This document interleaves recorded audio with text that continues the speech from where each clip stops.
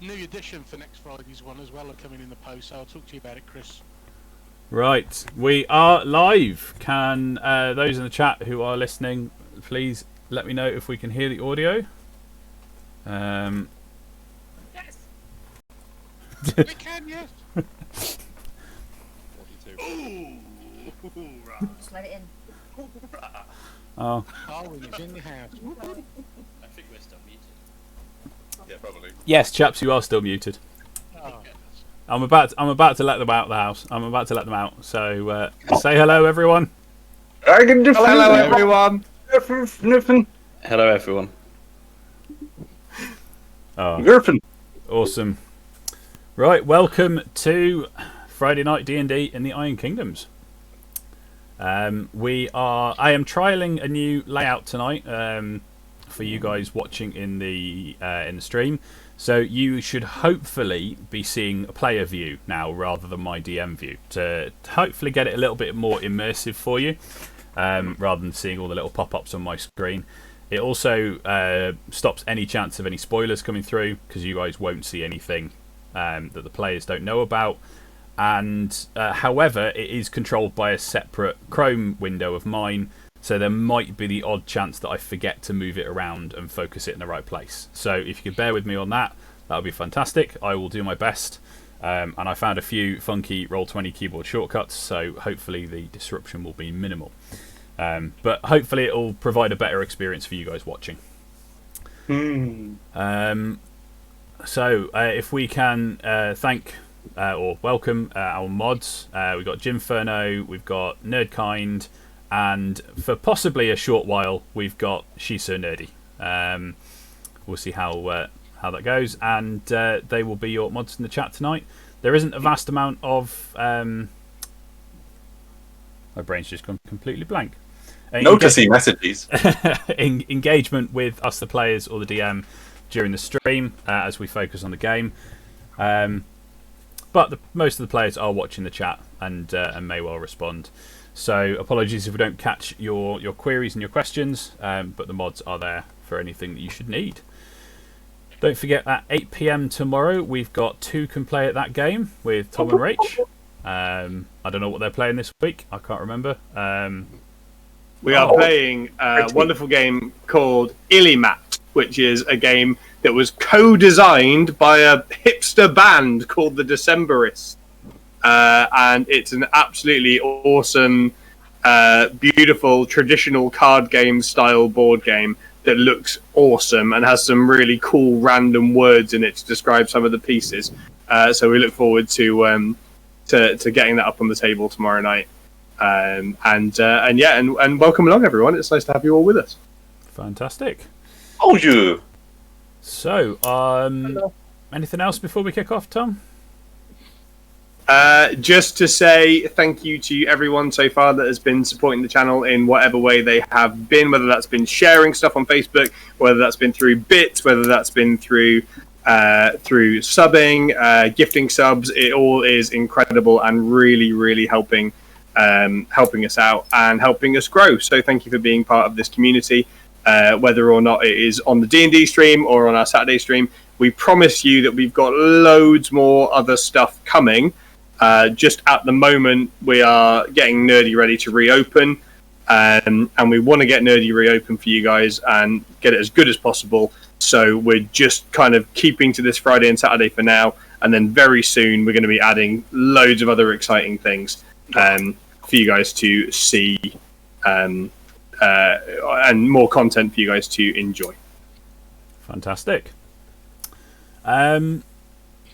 Yeah, it's so there might be, for those who've been watching already, that you may notice a few changes in abilities from the players or abilities from the characters and some things going forward, because I was very excited last night at 10 PM when I got access to the early access backer preview of the Iron Kingdoms Requiem campaign setting book. So where we were running homebrew races before for the Trollkin and the Gobber and things like that, we're now using the official rules. So a few things have changed. They were generally along the lines of the homebrew. The mechanics of some of the abilities have changed slightly, but the sort of the ethos behind them, which says a good thing for the homebrew in the first place, that it was fairly accurate in how it was going to play. And I've got access to things like Mechanica now for Iron Kingdoms, which is alchemically powered magic items and all sorts of goodies. So hopefully we'll start seeing that reflected in the campaign. And a little recap on last session. Having noticed halfway through the session that the stream title was called The Fools Rush In, the players were asked by Captain Hellstrom to help him dig up some evidence on a crooked watch lieutenant. This lieutenant's name was Rourke, and he was looking for a group of individuals, a deniable asset, to do a task for him. So the characters turned up and were promptly sent on their way to recover a box marked Miscellaneous Surplus from an alchemist. Upon arriving at the alchemist's workshop, they were greeted by a gruff pair of Crucible Guard standing guard in the doorway, who wouldn't let them in. Shortly thereafter, as Arwen and Tok tried to sneak around the back of the building exploded, outrunning a Crucible Guard agent, claiming they've got it. The characters managed to sneak into the building, avoiding the worst of the flames, and find, unfortunately, the alchemist Jorvis Torm was injured. You saved him, though, didn't you? Yes. Yeah, you healed him, but unfortunately in the Iron Kingdoms, magical healing isn't quite as potent as other realms of D&D. And whilst he was saved from death, he didn't regain consciousness, so he couldn't tell the players what they needed to know. A little bit. We stabilised him, and then we put him in a wheelie bin. They left him carefully for the watch to find. Is I think the technical term for that one, Tom. Yeah. So, with a little bit of investigation, they found a red rag tied to a knife that led them to the bloody skiffs at Pier 16. I've got to say thank you for that. Thank you for following Nerdy Drunken Monkey Goblin. Strong Twitch name. That's a strong name. Upon arriving at Pier 16, they found the barge, the Sullen Wench, and I would say attacked, more sort of bimbled on board and dealt with the deckhands on board. After which, they were all brought back from the dead by some sort of arcanist who'd emerged from the lower decks, dispatching the zombies, or the newly arised zombies, and the arcanist. The players found the Crucible Guard down in the lower hold with the box marked Miscellaneous Surplus, where they found out that Rourke was a cultist and was under watch by the Crucible Guard and had been for some time. Armed with this information and a slight change in their plans, the party left the boat with the box and headed towards the Crucible Guard workshop. Unfortunately, they were then surrounded by Sergeant Hill, Rourke's subordinate, and a squad of watchmen. Thinking quickly on his feet, Phineas popped a fog cloud and they scarpered off, managing to avoid the worst of the combat. However, as they popped out the other side of the fog cloud, they took a volley of shots from some watchmen waiting in nearby buildings, which, as we finished last time, unfortunately felled Phineas. Ingo and Solix, I believe, stopped and put their hands up, and I think Tok was just about to nip over to administer a potion to Phineas. But we finished the session literally as Phineas fell. So, we are going to start now. We are not in initiative order, don't worry about that. We're going to start now with Phineas rolling his first death saving throw. Oh, so mean. Great start to a session. Which is a pass. Hey! And then Tok was going to nip over and administer a healing potion. Health pack. Yes, I was. Fantastic. You may do that now. At which point, James, if you can roll on the critical injury table for me. Oh, oh no. Because Is again, it just a D20 again, or is it a percent? No. So up on the top bar, you've got the little icons. Which one is it? It's the 3 dots and 3 lines. Can you see that? Wait, on my character sheet? No, not in your character No, sheet. On the just right, in Roll20. where your rolls appear. At the top of that, where your journal is, and you've got the eye for the compendium and whatnot. If you go across, there should be one that's 3 dots and 3 lines.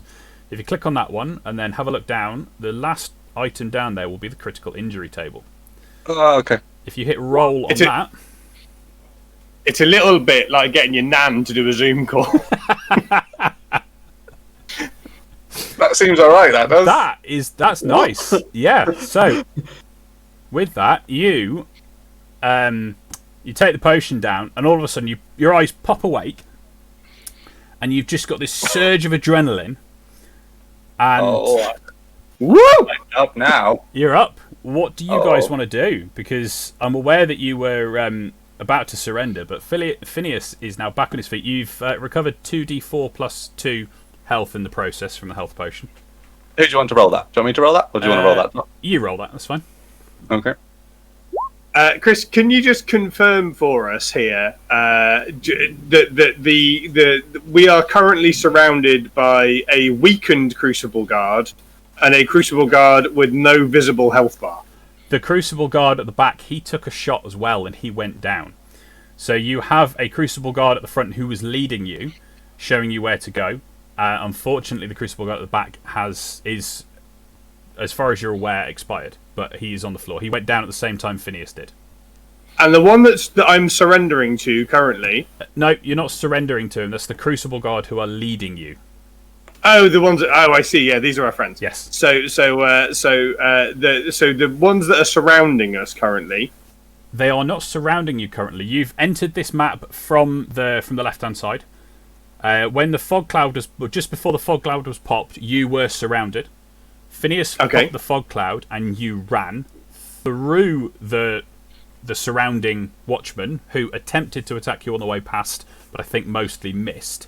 And you've emerged out of the fog cloud onto this map. So the fog cloud would have been just off the map to your left. However, it dissipates when Phineas went unconscious because it's a concentration spell. So we need to get to the temple.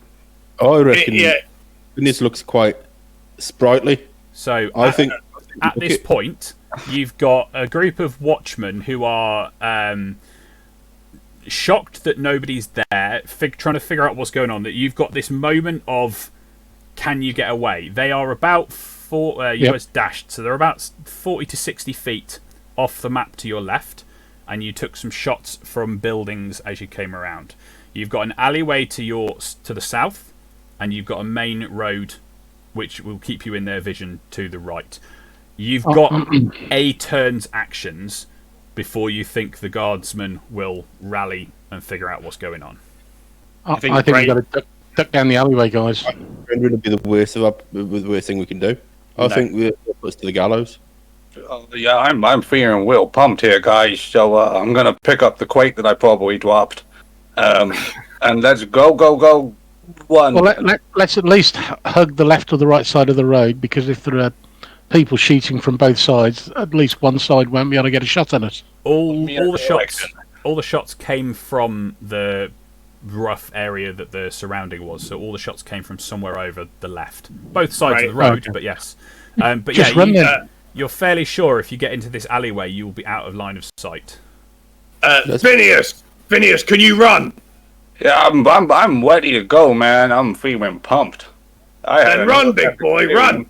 I'm running. Solix, come here. Incidentally, I cannot see a map on my screen. Should I refresh? Nope, wrong one. Hey, Solix, well done on noticing the Has fake that surrender. done anything? I have a black screen. If you've got a black screen, hang on. Let's have a look. Unless it's really dark around, and then I can't see anything. Is that better? Oh, hello. Phineas didn't have any vision for some reason. For some reason, his token had no vision assigned to it. So, I was unconscious, so... True. So It takes the peoples a little while to come back in. the Crucible Guard is going to run with you. I am going to give you guys control of this Crucible Guard. Controlled by all players. This is where it gets interesting. Just so That's you can brave. take him with you. Woo! So, heading into the alleyway, you have... you can hear Sergeant Hill shouting orders behind you, but you are now out of sight and you can't see them. What do you want to do? Did our orders sound like they know where we are? Make a perception check. See how well you heard it. It was. It sounds a little bit manic, a little bit confused, but there's definitely some purpose behind it. You can hear him shouting orders. You can't necessarily make out exactly what they are, but he's attempting to rally his men. Is probably your best guess. Is the alleyway that we're in now, does it continue further south? So, looking, you can scroll your map. Oh, I further see. down. Yeah, I see. I see. You can see that the little alleyway then splits off into a slightly smaller road than you were on before, heading left-right, but there is also another alleyway south from there. Crucible Joe, which way is it to the temple? Is that where we're going? To their laboratory, yes. I think our best bet is probably to lose ourselves in the streets before we head to the laboratory, because if we're followed there, it's going to make things difficult. So, Do you know these streets? not really. No. For now, I think I can probably find our way back to the laboratory from anywhere in the city, but I can't lead you in losing the watch. You two, he looks at the two gobbers, look like you've probably got more skill in that area than me. I can certainly help. Yeah, we can help. So, heading off into the... Are you heading left, right along this pathway, or are you heading further down into the back alleys? Further down, I think. I know what these guards look like. Like, I've got a good idea, haven't I? After being shot by them and stuff. Well, they were wearing the uniform of the Culver City Watch. They're not very easy to discern like individuals. Let me just give you a bit of a... Where are we? NPCs. Because I realised I've not actually shown you what they look like. So, I just pop one down here and make it bigger so you can see. Oh yeah, I have to put it over you guys, aren't I? Ah, come on. There. So, it's a giant. So can I do this? disguise self. Ooh. So for an hour, make myself look like I'm one of them. That's good. Yes. Yeah. and Yeah. Can I give the crate to Solix, and then I would like to, even though it's not one of the animals I gave you, I would like to just turn into a cat for roleplay value, so I can hang out with the disguise self guy as a cat. Yeah. So you're a wild shape into a cat. Let me see if I've got a cat. That gives me that one precious hit point, I believe. So you hand Solix the crate, and I'll glance back at Ingo and say, "It's one of them!" And then I'll look around and go, "Phineas, where have you gone?" It's just like, Solix, it's me. I just gave you a crate. I know I'm a cat now, but I just... Right, if any of them spot us, right, I've captured you and I'm taking you somewhere, alright? Meow. Except the cat. Mostly you, Solix, because I think the gobbers can probably... I don't think they're worried about a cat. The gobbers and the Crucible Guard. If they see us, I've captured you, and we're taking you. Right. I'm going to follow behind the group about 60 yards using stealth, so that if anyone's jumps out at them or whatever, I can sort of assist. My gut tells me to go in this direction. Yeah, I'll go at the front. I can't seem to get the cat to actually appear in front of Phineas, so just move the cat around and we'll ignore Phineas for now. Yeah, that's fine. He does just have 1 hit point, doesn't he? The cat does, yes. Yeah, thought so. That's fine. No one kills cats. So, trying to evade, if you guys just stop moving your characters around for a minute, trying to evade, if I can get Tok and Arwen to make survival checks. Survival. Yes. Arwen, yours will be an advantage. Huh? Well, I need advantage because you can pick anything else, but not that one. So yeah, advantage because you've made some contact in the area and you could link up with one and find a way to hide. It's a good job it's an advantage because even with advantage, I still need to stand in the map when I'm trying to figure out where I'm going. Why does that change how that looks? Is it because of the going through beyond? It's rolled. It's beyond 20 played around probably. Ah. We had issues with beyond 20 even sending through rolls last night on a different game. One of our players was like, "I rolled a 20." Where's the proof? It never came through to the sheets because it rolls it on D&D Beyond as well as sending it through. So he's like, "Look, I can see the dice. I rolled a 20." Okay, so an 11 is good enough to start. You guys, you link up with somebody you met previously when you did some investigating, didn't you? To find out some information on Rourke. You've met up with some of those, and you've been secreted away to sit out the night, and hopefully let things blow over. So, with that, secreted out the night, you guys can have a long rest. Nice. Oh, we need that. I'll stay in a cat for as long as until it wears out. I've got to take off my socks and darn them. I'm sorry, guys, but I can't wash them, but I need to darn them. So just hang in there. Oh, it's time to make some good berries. I'm really sorry, I was reading something then. Did you say all of us get that long rest? Or yes. Yeah, everyone gets a long rest. The Arwen's contacts are keeping watch, and you guys are just get to put your feet up.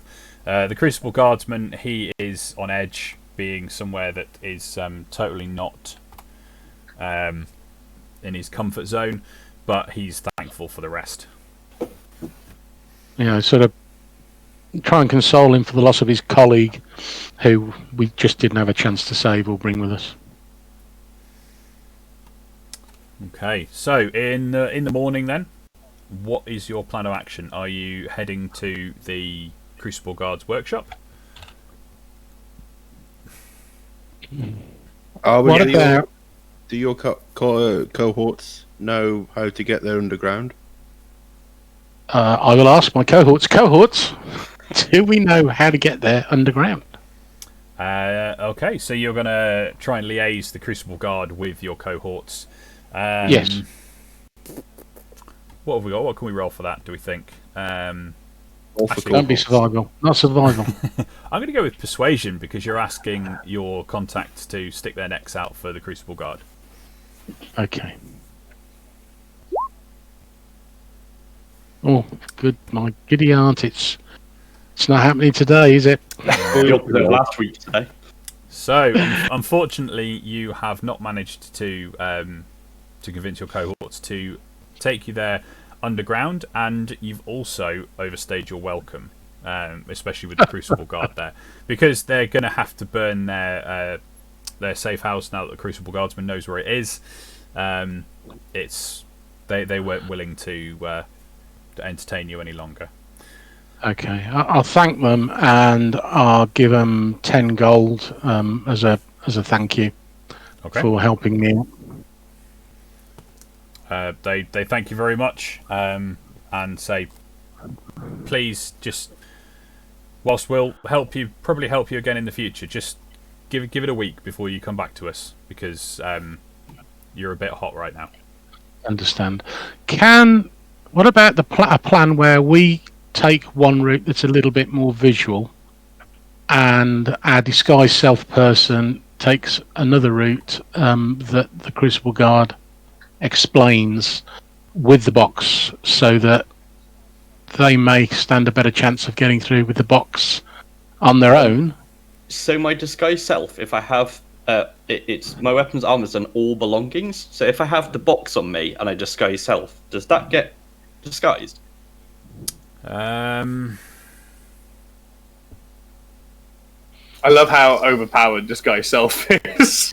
It's not. I mean, the box is big and heavy, so regardless of, you could disguise the box as something, I think, but you'd still be in the position. I can do disguise self. So you could you could disguise self and disguise it as something, but again, it's just an illusion. If you were to bump into anything with the box, that you disguised as nothing, then it would become obvious there's something there. You'd also be walking in a way that would make it obvious that you're carrying something. What about if you disguise yourselves as merchants and pretend you're carrying, I don't know, a big basket of coal or iron or something? The other option I was thinking, why don't we get a horse and cart or something, steal a horse and cart, make it look like it's a coffin? Do we know how difficult it is to get to this temple without that bit of coffin? Do we know how difficult it is to get to this temple, like, for fear of being seen? Well, is there a really high risk that we are going to get caught again, or are we able to just kind of walk in the front door now?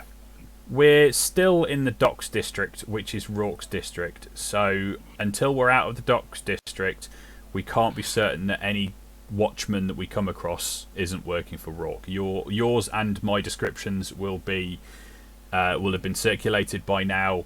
They'll be out. They'll be looking for us. So, and moving overground in the Docks District is going to be difficult. Right. Well, as you know, Crucible Joe, I am very sneaky, so there is nothing to worry about.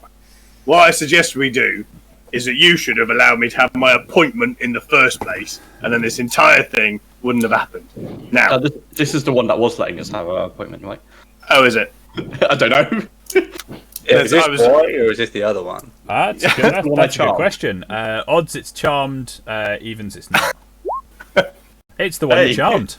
Hey, boy.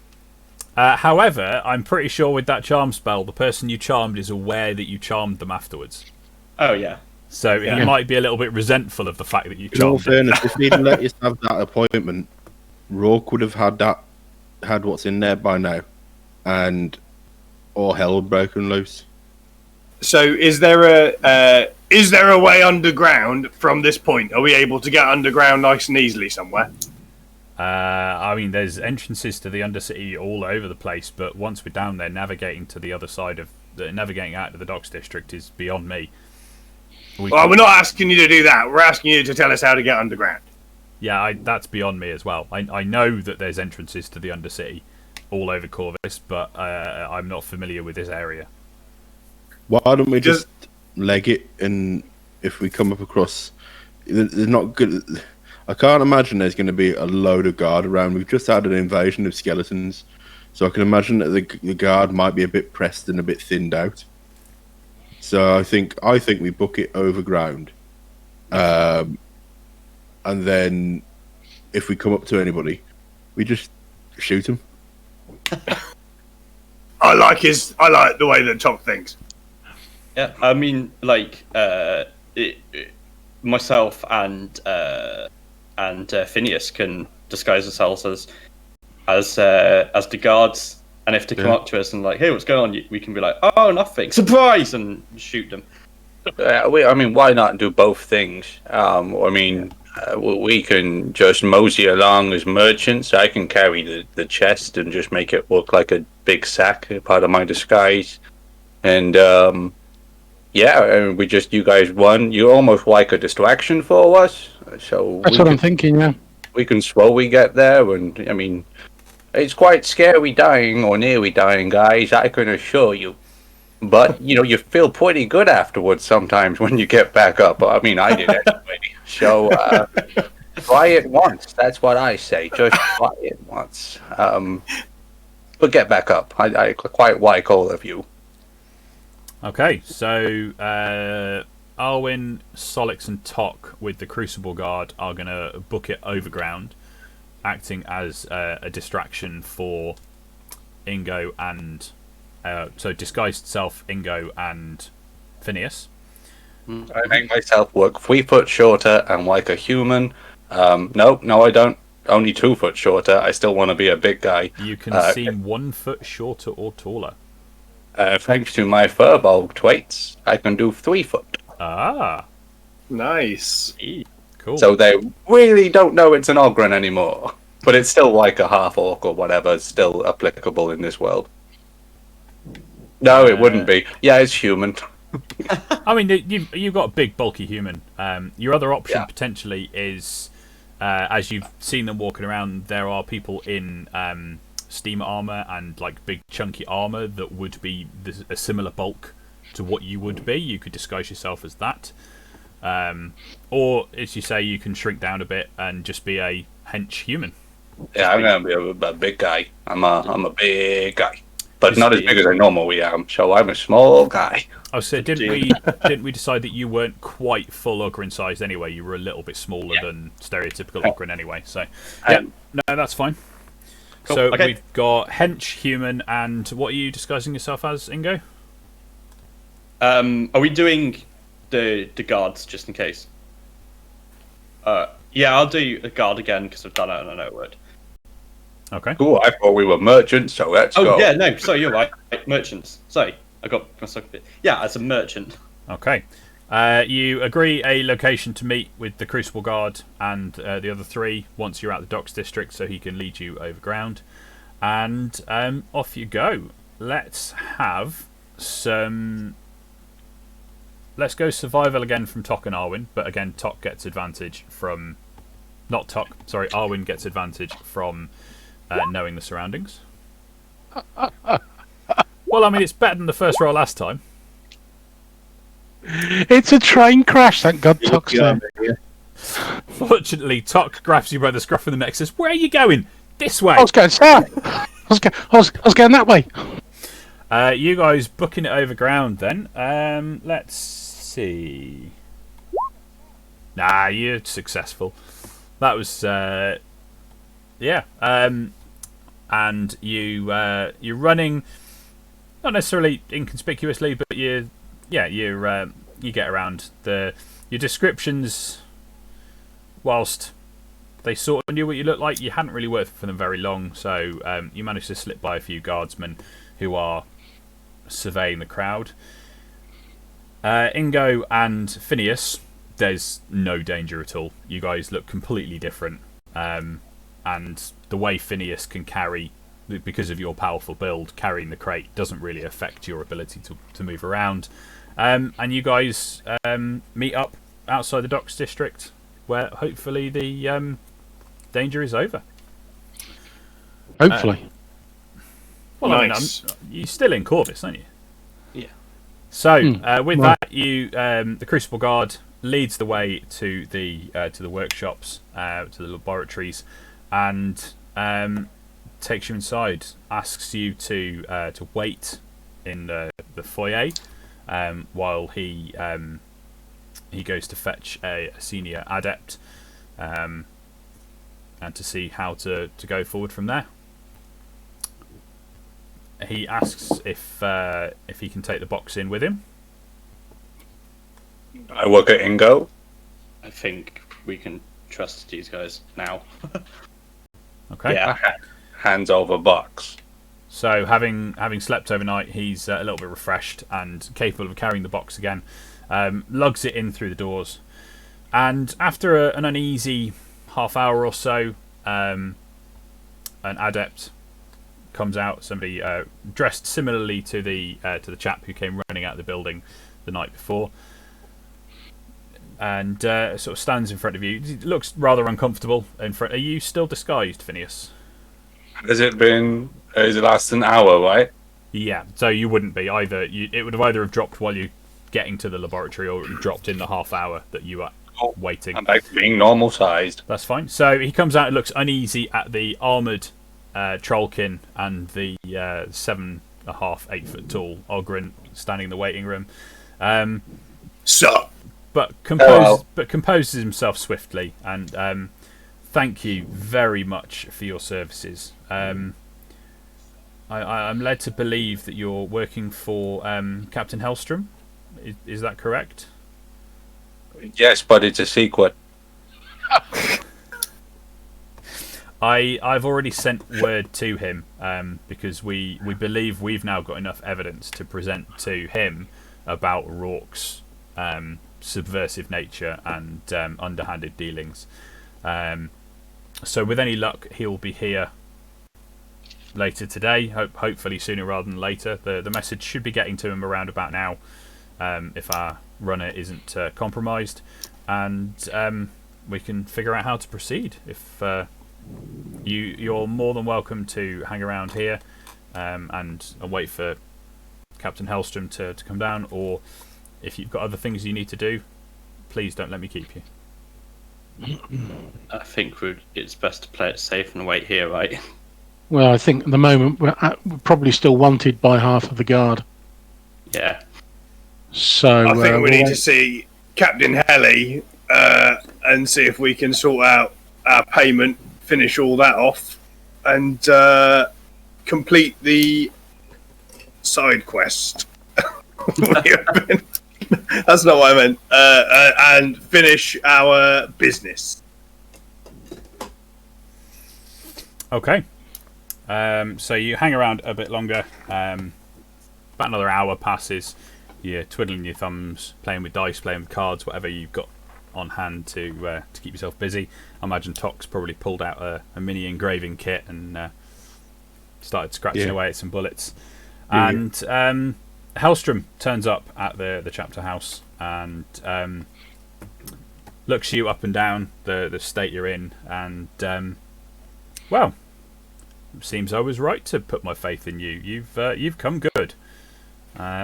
Thank you. We've with what I suspected, and with the evidence the Crucible Guard have, or the Golden Crucible have handed over, it's enough to put Lieutenant Rourke away for a very long time.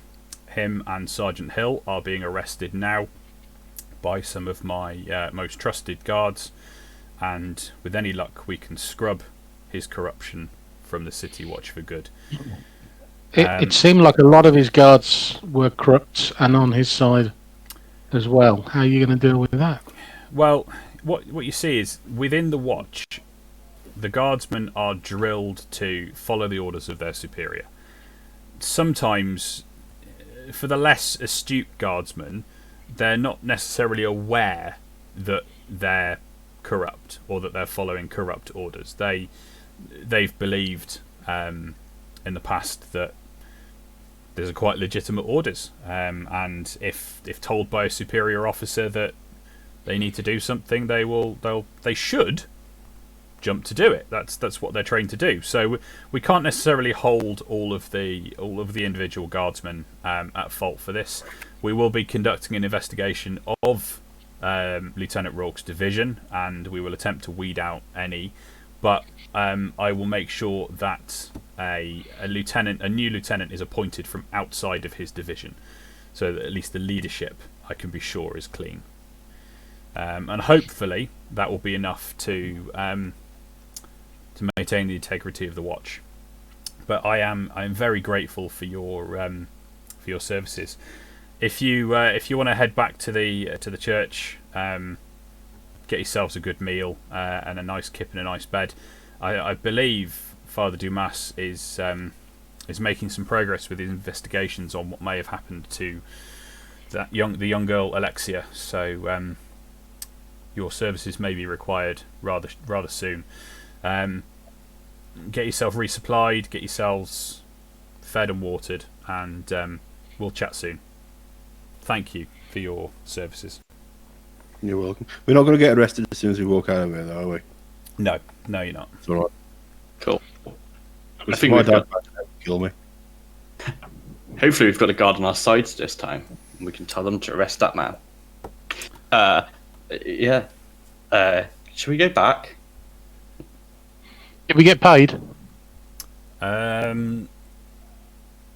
Yes, Maybe. yes, he will hand out. So it was 25 gold a day, wasn't it? Yeah. And you guys got a chest of 100 from Rourke in the first place, which you've already split, I believe. Yeah. Yeah. Captain Hellstrom will pay you 25 gold each. Nice. Now, a little bit of out of Per character. day. Per day. This is the second day we've. Just saying. Yeah, arguably it's the second day. It was an overnighter. Sorry. He's no. He's I'm quite happy for that. So he looks you up and down. And he goes, I suppose you're right. I don't have it on me, but next time we meet, I'll bring the remainder. Thank you. Now, something a bit out of character that you guys might not be aware of, with the Iron Kingdom's Requiem having firearms as a separate proficiency and the way that works, I'm going to tweak it slightly in that if you have a simple weapon proficiency, or if you have proficiency with simple ranged weapons, then you have proficiency with simple firearms, both pistols and rifles. And if you have martial proficiency with ranged weapons, then you have martial pistol and rifle firearm proficiency. Which the only one I actually looked at was Ingo, which would allow Ingo with simple weapon proficiency the ability to use certain simple pistols and things like that. So if you guys wanted to find other weaponry, the city is your oyster for the next day or two. I'm quite I happy was wondering if they have those overcoats that give a little bit more protection that I may have read about. Do they exist? Armoured greatcoats do exist, yes. I would like one made that doesn't have any metal in, but like a nice firm wood. Mainly because I won't wear metal. Yeah, fair enough. Can you provide a solid enough wood? Something? I can go to the forest and try and find a tree and talk to it and let it know what its purpose will be, and then get Solwix to pull it down.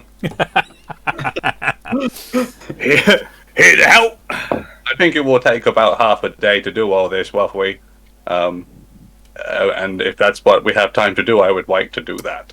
Yeah, you've got time to do something like that. If you can collect a suitably hard wood that would be, or a suitably hard material even that would be hard enough, whether it's an animal skin, whether it's a piece of wood, something like that, to make an armoured greatcoat, then yeah, we can certainly do that.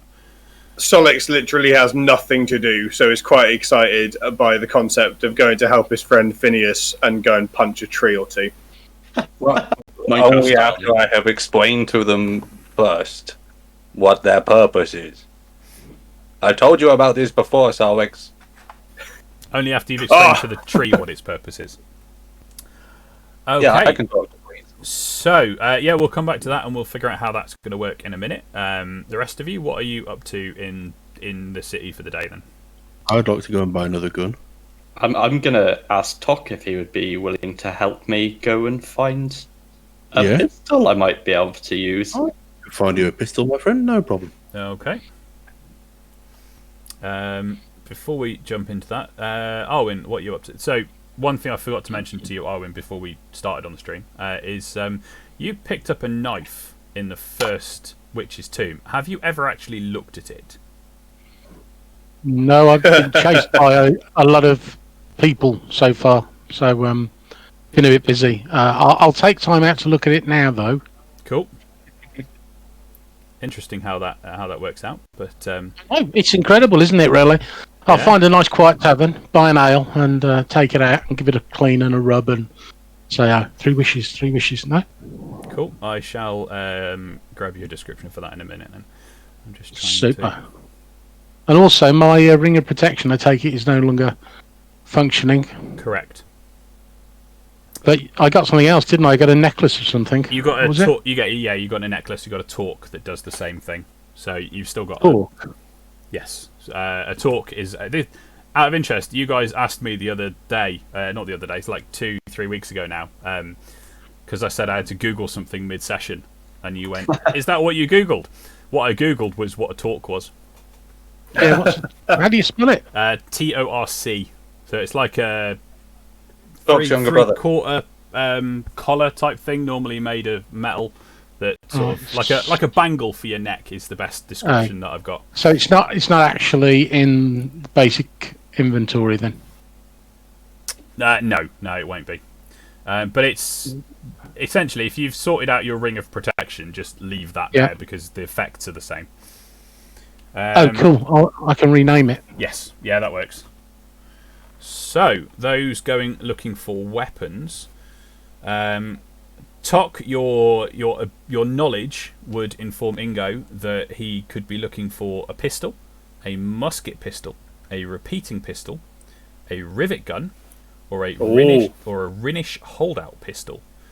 Or if he wanted a rifle, he could be going for a blunderbuss, a harpoon gun, a musket, or a Rhinish walking stick, or a scattergun. Oh, come on, it's got to be blunderbuss, Ingo. Now, I reckon look good with the Rhinish walking stick. Now these Rhinish weapons, they are like the upper class.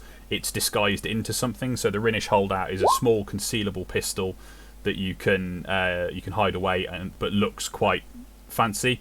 And the Rhinish walking stick is literally a one-shot rifle or a one-chamber rifle built into a walking stick, so you can walk around with it looking all prim and proper, and then lift the end up and blow somebody's head off with it. I think that'd suit you. I've got a bit of money. Could I buy a pistol and a rifle? Yes. I want the Rhinish walking stick and a repeating pistol. Okay. Are you looking at it yourself? Are you? Yeah, I've got the list up. Yeah, cool. Those are available in town, so not a problem. Awesome. Would I be able to? Because now I've realised I have access to this. I'm like, I don't need a bow anymore. Can I make the one a little bit like a gold cheap or something if I trade my bow and arrows in? Yes. How much is a bow and arrow normally? Is it on here? Short bow. Is it short bow? So short bow is normally 25, so they'll give you 12 for the short bow, cool. Which you can then take off the cost of the others. Won't be beaten on any trade-ins. Part exchange your weapons. How much are bullets? Would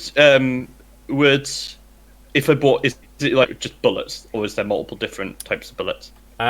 So to keep it simple, bullets are bullets. Okay.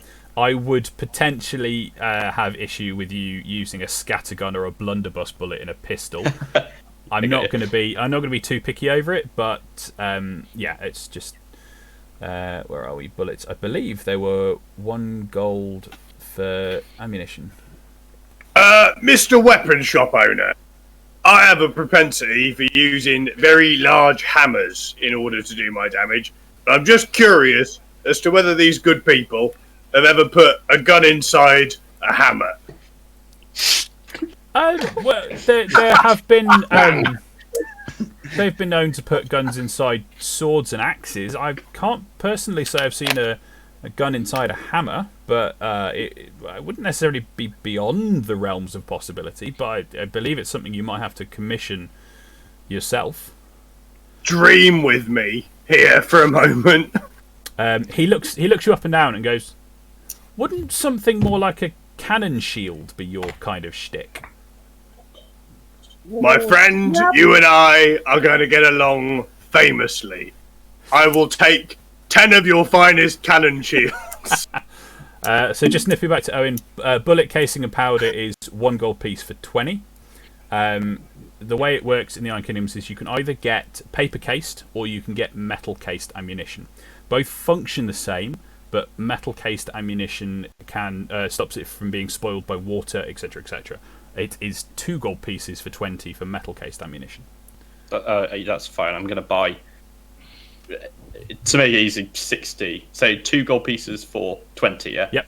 So I'll buy 60. Yep. To make, and that would put me on a solid 90 gold pieces. That's cool. Even after my guns and stuff. Imagining Ingo now with a pistol and just covered in bandoliers of bullets and be like, I'm ready! Tok, your mage lock will only accept metal cased ammo. You can't use paper cased. I didn't think it would be a problem, but my engraved bullets, because all my shots with with the mage lock are all magical now, aren't they? Yeah. So I'm gonna put them together with my normal bullets. Yeah. Essentially, the way it's all within the scope of the Iron Kingdoms, the gun mage, it's a combination of their own innate magic and inscribed bullets. So essentially, all of your bullets will be inscribed because when you buy them, you will scribe them. Which is how the magic, the mage lock itself being magic, is more about stopping the weapon from being destroyed. So you can actually use mage lock. So your your rune shots, you can use them through a standard pistol as well, but the standard pistol has a chance of being destroyed in the process, whereas a mage lock is fortified against that. So that's the main difference for those. Yeah. So what I would like, Mr. Gunsmith. Yep. Be a repeating rifle, please. A repeating rifle. Okay. Is that one of them where you go? You put the handle down. Is it one of them? Yeah, it's similar to that, but it has a circular, like a revolver magazine. It has that in the middle of it. So it's like a rifle revolver. Would it take the same ammunition? Yeah, it takes the same ammunition. For ease of it, yes. And how much would it cost for us to get a grenade? Is there any chance you can make a grenade? Not from here. To get the grenades, you best speak to the Crucible. How much was that repeating rifle? The repeating rifle is 100. 100. 100. Okay, don't worry. I'll give you like 30 gold for helping me out, and if you can teach me how to use a gun a little bit, yeah. Yeah, that sounds good to me. Gotta pay you for your. Thank you. No. Yeah. So I'll have and that repeating rifle, I will do that and make it a bonded weapon. By the way. Yep. So I will do the meditation-y thing. That's cool. Honestly, didn't see that coming. Thought you were going pistols all the way, but I love it. It's just in case we're a bit further away and the pistols have a bit of drop-off. Yeah. No, it's fine. Also, I like the two dice damage rolls as well. I only got the one now on the pistol. Yeah, true. It's gone from 2d4 to 1d10. So potentially more, but reliably not quite as much, maybe. Yeah, the revolver pistol, repeating rifle is 2d8, so it's nice. Yeah.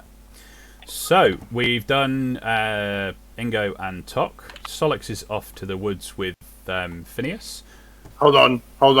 Solix is still interested in the shield cannon. Okay, yeah, shield. It's either shield cannon or blast hammer, whichever we can make happen. So, but shield cannon sounds good to me. So a shield cannon is 90 gold pieces. Yeah, it's essentially it's only got a range of 10-30, so 10-foot short range, 30-foot long range. However, I like to get very close up. Yeah, so it's basically you actually saw these on the Crucible Guard. They had them. It's essentially a single shot, single chamber barrel centered in your shield. So yeah, you can take one of those. You can have one of those if you want. I will definitely have one of those. Does it give me the same level of shield that yes. the shield that I already have does? Yep. So this device consists of a heavy short-range rifle mounted in the center of a shield. It can be used as both a shield and a ranged weapon. A cannon shield grants +2 AC while it's equipped. Because I am inept, is there a way for you to add it to my character sheet without I will add it to your character sheet, yes. Thanks. I am inept. I'm in character. Solix doesn't know how to work it. His hands are too big to use the mouse and the keyboard. While I'm here typing in all of my new stuff. So, Arwen, you're having a look at this gun. Yeah, Tom, I'll add it in a bit. Let's get this description for Arwen. I was just reading through the new rules. I'm going to have to completely redo a lot of Arwen, but yeah, such is life. It's only his race that's different, isn't it? Well, the rogue class is different. There's some different options and this sort of thing. Yes, there are some different options. You don't. It's not that they replaced the options; they're additional options. So you only need to change if you want to do something different from the Iron Kingdoms book. Yeah, I'd like to. So I'll talk to you about that. Yep, no, that's absolutely fine. I'd hoped we'd get access to the book a little bit sooner, and we could have done it before we hit level 3 and sort of diverged. But we can definitely make it happen. So this. I should be scrolling a bit faster. The dagger is... the dagger is much more interesting. It's a 9-inch black steel blade inlaid with bright copper runes.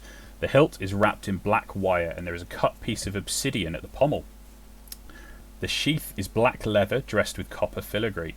The dagger and sheath are untarnished, which, given where you found it, is... a feat into itself, and it won't take a King Railthorn's court wizard to see that there is magic at work.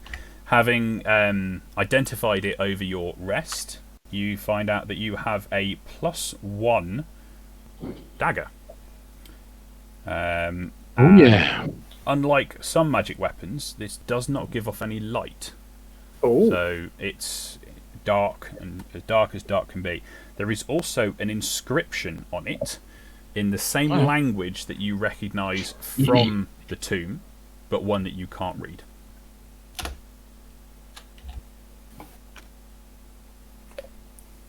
Okay, super. So Good. This is nice shopping. This is lovely. Shopping. Well, I mean, Alwyn's had this magic dagger since like the second session, and we're on episode 7 now. I'm like, how long is it going to take you to draw it? I'm always too busy, saving this lot. It's not easy. So now we're all like seriously tooled up with actual ammunition. Indeed. Phineas, you are heading into the woods. Can you please make a nature roll to find something suitable? Oh, show me some good tweets. Yes. So you managed to find something like what we're talking, super dense hardwood tree that would do the job. Obviously your druidic knowledge of the woodlands helps you out, and you managed to harvest enough for the reinforcement of a greatcoat your size. You are now going to need to commission said greatcoat from somebody, because they don't generally make armoured greatcoats in Ogren size. Yeah, I was thinking that. Also, was there any idea we either recently passed away animals in the woods on my Twek that I could possibly just do a quick skin just to provide some more material? Give me a survival check. Can you do that at advantage because I am with him and also good at smelling the air? Yep, I believe. I can't remember if I wrote it down, but I think you get proficiency with survival because of your woodland trollkin. So yes, you can help cool. him. I think that was another thing. I might have missed it when I did your character before. Yeah, because my survival is not on as a proficiency; it's on as just 1. I will double check it then. So what's your wisdom then? I do have woodland survivalist. Yeah, which gives me advantage on survival checks. Advantage on survival checks. Yep. Would you like to have a look around for me, Sarwix? Yeah, to hunt game within forests, which is exactly what you're trying to do. Which is exactly what we're trying to do. Trying to find hunted dead game. So yeah, you don't get proficiency in it, but you do get advantage on it. So it's a good job. It's a good roll. Yeah, you managed to identify. Is there anything particular after? The largest, deadest animal I can find whose skin is still usable. Yep. I mean, it doesn't have to be perfect. I'm not picky. Phineas, come over here. I found a large dead animal suitable for your needs. Oh, thank you very much. You didn't kill it, did you? I did not do it. No, I found it this way. Very good, very good. We've already heard a tweet today, so I don't want this on my conscience. You've got a wolf skin. I go. Okay. I'm just gonna put some things in the thing just to see that I put them in correctly. Yeah, test rolling it. That'll do it. Cool. Looks good to me. And 1d8. did 1 piercing damage. Hell yeah. Yeah, because you don't have any dexterity bonus, do you? So there's no bonus to the damage. Yes, I don't get any bonus. So no, that's cool. My- That appears to be working. Cool. Happy days. Yep, yours is working, Tuck. So yeah, magazine. You've got your 5 shots before you have to reload it. That's good. There are some weapons, you haven't picked any that have it, but there are some weapons with misfire on them. If when you're rolling to hit with a weapon with misfire and you roll that number or less, then your weapon jams. What am I looking for? I was putting the shield cannon in for you. So, Phineas, you're back in town with your what's it called? Wood and carcasses. Yep. Well, wolf hide. 1d8 plus dex. And you are after a tailor then to do that for you? Yeah. Someone who is preferably familiar with the Ogwen size. Yep.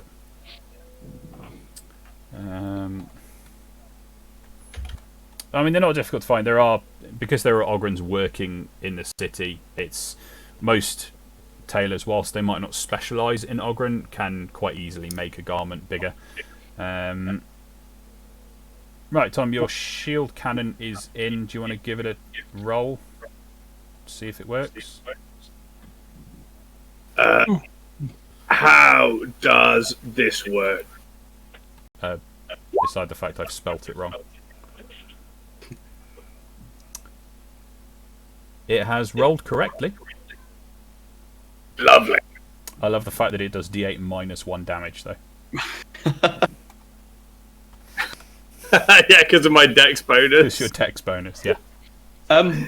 Sorry, Chris, how do I remove things off my character sheet? If you look at the little padlock and click the Yeah. little padlock, that should then open them up and put a little delete symbol next to them. Thank you very much.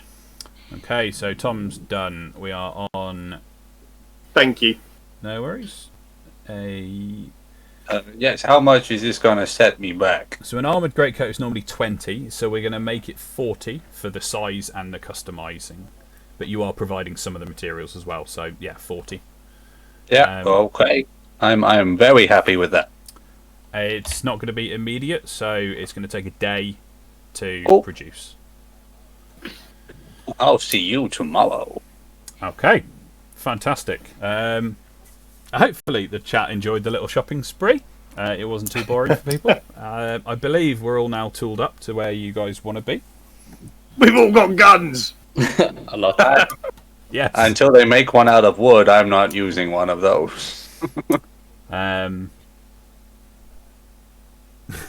a bit of retail therapy. That's the most shopping I've been able to do in real life for the last 4 months. So it's been great. I would like to try on a few shirts. I would like to see any new, well, just clothes in general. I just want the whole experience again. So, did you remember to get more bread rolls while you were there? Yeah, We always forget the bread roll. I had one of I them bought more moments- arrows. I had one of the moments earlier when I looked into one of the cupboards in the kitchen here and forgot I bought some bread rolls about 5 weeks ago.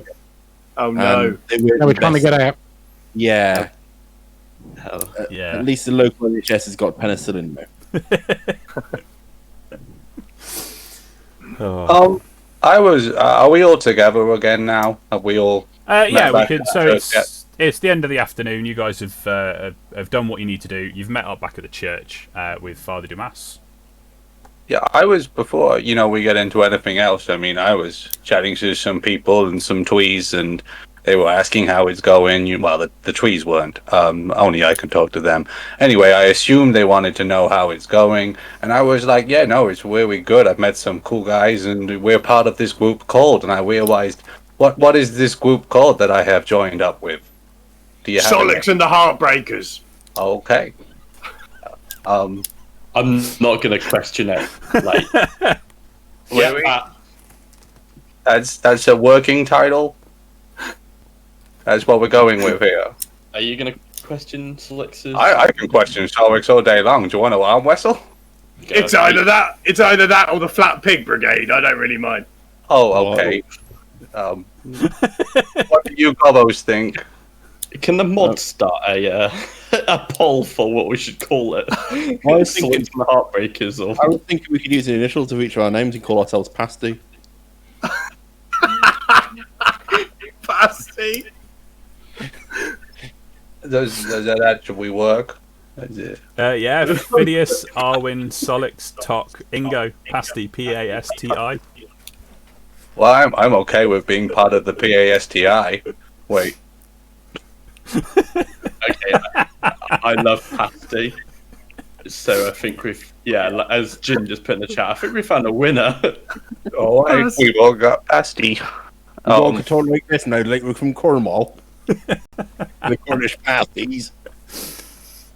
Okay. Well, I regret nothing. So we So, could be tapped, but over dinner, Father Dumas addresses you all. My friends, I cannot thank you enough for your help in our recent trying times. I'm afraid I must ask for your help again, though. I have learned where my errant niece is off to next, and someone must try to stop her. I hope I can count on you. The father pauses and looks closely at each of you. Our research and divinations lead us to believe that Alexia is on her way to the Temple of Sirius. The temple's exact location is still unclear to us, but it is believed to lie northeast of Corvus. You'll need to find the temple, try to beat Alexia there, stop her and recover the blade Witchfire before she can do more harm. If you can return with her, so much the better. I mean, you're paying us, right? I need to discuss with Captain Hellstrom. Yes, we can offer remunerations. I need to discuss with him exactly how much, because it's kind of a joint venture at this point between the church and the watch. Because if Alexia comes back and tries anything else, it's in the watch's best interest. Oh, sorry, I've just seen Nerdkind in the chat. Yeah. The last two times we've been up against your niece, she has betted us. Is there any advice, help you can give us to? We don't want to hurt her. We know what she's doing and why she's doing it. Is there any way we can? The only thing I can say is try and appeal to her humanity. Try and reason with her, not necessarily. I mean, given her recent magical prowess, I wouldn't advise taking her on in combat. But if it comes down to it, I'd also, if possible, like to get her back alive. She's misguided, obviously, but at the end of the day, she's my niece, and I want to protect her. So I think reasoning with her, what's left of her humanity, is the best I can do. Hopefully, that we gave her the sword. So this temple that she's gone to, are you able to fill us in a bit more information about the temple and who it's for? I don't know too much about it, but I can tell you what I know about Sirius, and maybe some background information. I'll need your help to research more and find exactly where it is before you can strike out for it. But I'll let you know as much as I do. So the goddess Sirius, she's also known as the Clockwork Goddess. She's worshipped in a few temples. There's cults that worship her. Each one, they're kind of disconnected from each other's, and some are good, some are bad, some are benevolent.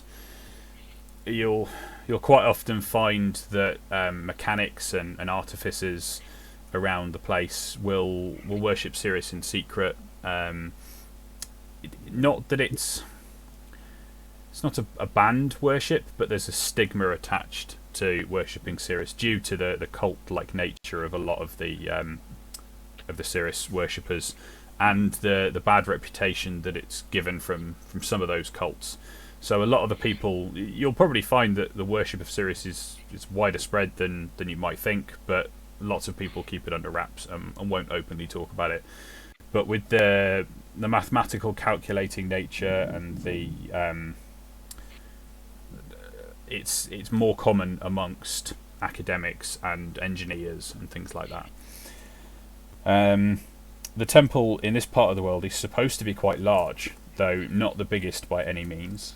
The exact location of the temple, we're not sure, but further clues might lie in the church records or the city academics, as I said about the more academically inclined being more inclined to worship her. You'd need to tacitly step around it, not necessarily just go up to people and accuse them of worshipping Sirius, because you'll probably be met with hostility. So yeah, be careful with that. It's rumoured that the machinery in the temple can bring the dead back to life, and that must be why Alexia is heading there. We know she wants her mother resurrected. Most of Sirius worshippers are good, if misguided people, but there are rumours of these evil sects, and the temple may be a dangerous place. Alexia, she's done terrible things, but she can't be beyond redemption. There's got to be a shred of humanity in her, and if you can appeal to that, then hopefully we can bring her back. As much as we might want to see Alexia's mother return to life, it's too risky. The poor woman is likely to be deranged, and Alexia doesn't need any powerful allies. It's best to let the dead rest. Lexaria wouldn't want to undergo an unnatural process like resurrection. Even a what they call a perfect resurrection is still wrought with problems. For starters, she's been dead for 10 years. Her soul has been residing in a sword with countless others. Who knows what that's done to her psyche? She could be incredibly unhinged.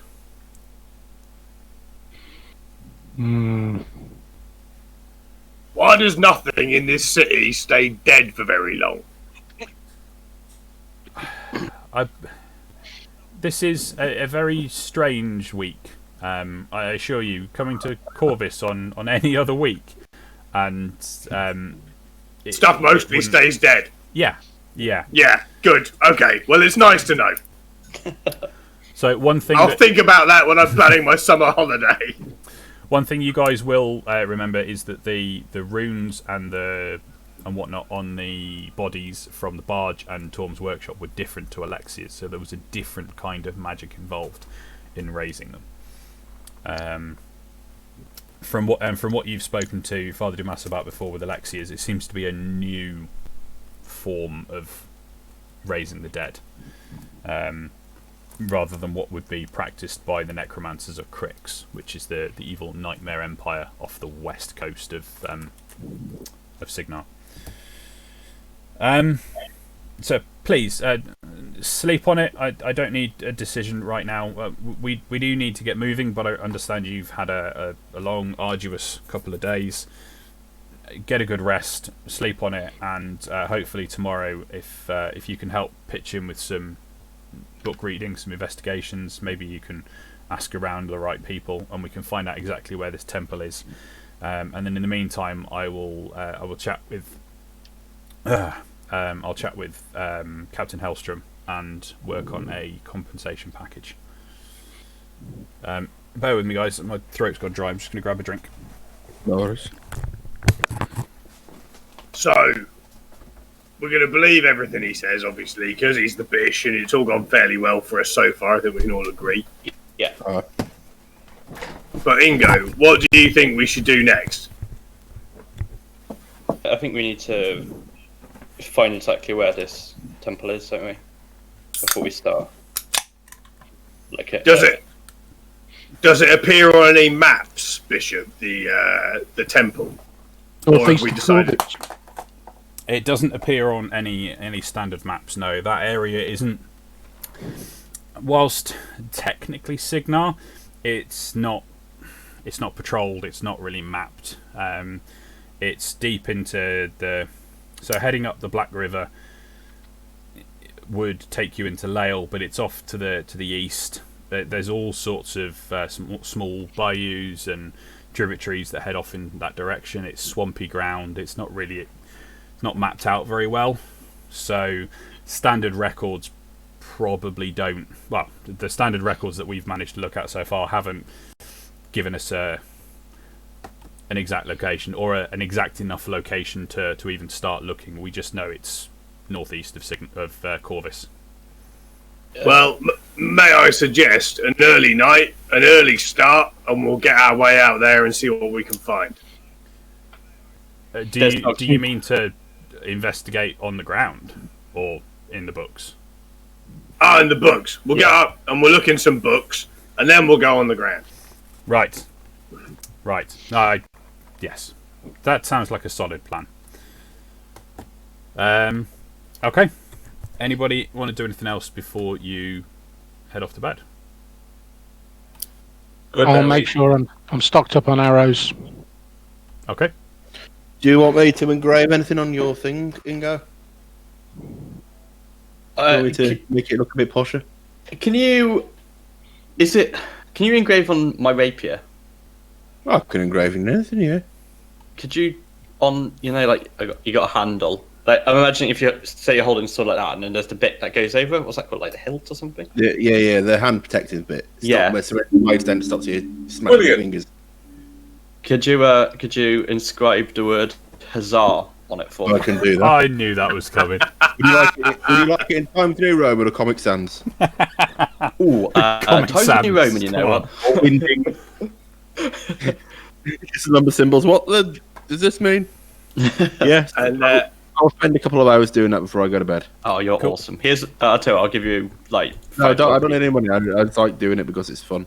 Sure. Therapeutic, isn't it? Yeah. Fair enough. And I would have I would have meditated with my new gun, so it's now a bonded gun. Yep. Once I get a nickname for my guns, I'm sure I'll come back to you. You give me a stick face. We'll see. That might be. So, you will get a good night's sleep. Again, long rest for those who cast spells during that day. And you come down for breakfast, and Captain Hellstrom is there and waiting. good morning, Captain. Morning, Cap. Good morning to you, fine folks. I'm glad to see you in such a rested state. I have some good news for you. Oh. In dismantling Rourke's organisation, we've uncovered a few things that could be beneficial to yourselves, and as compensation, hopefully this will be good enough compensation for you for the services rendered, and not necessarily to keep you on retainer, but certainly to keep you interested in coming back.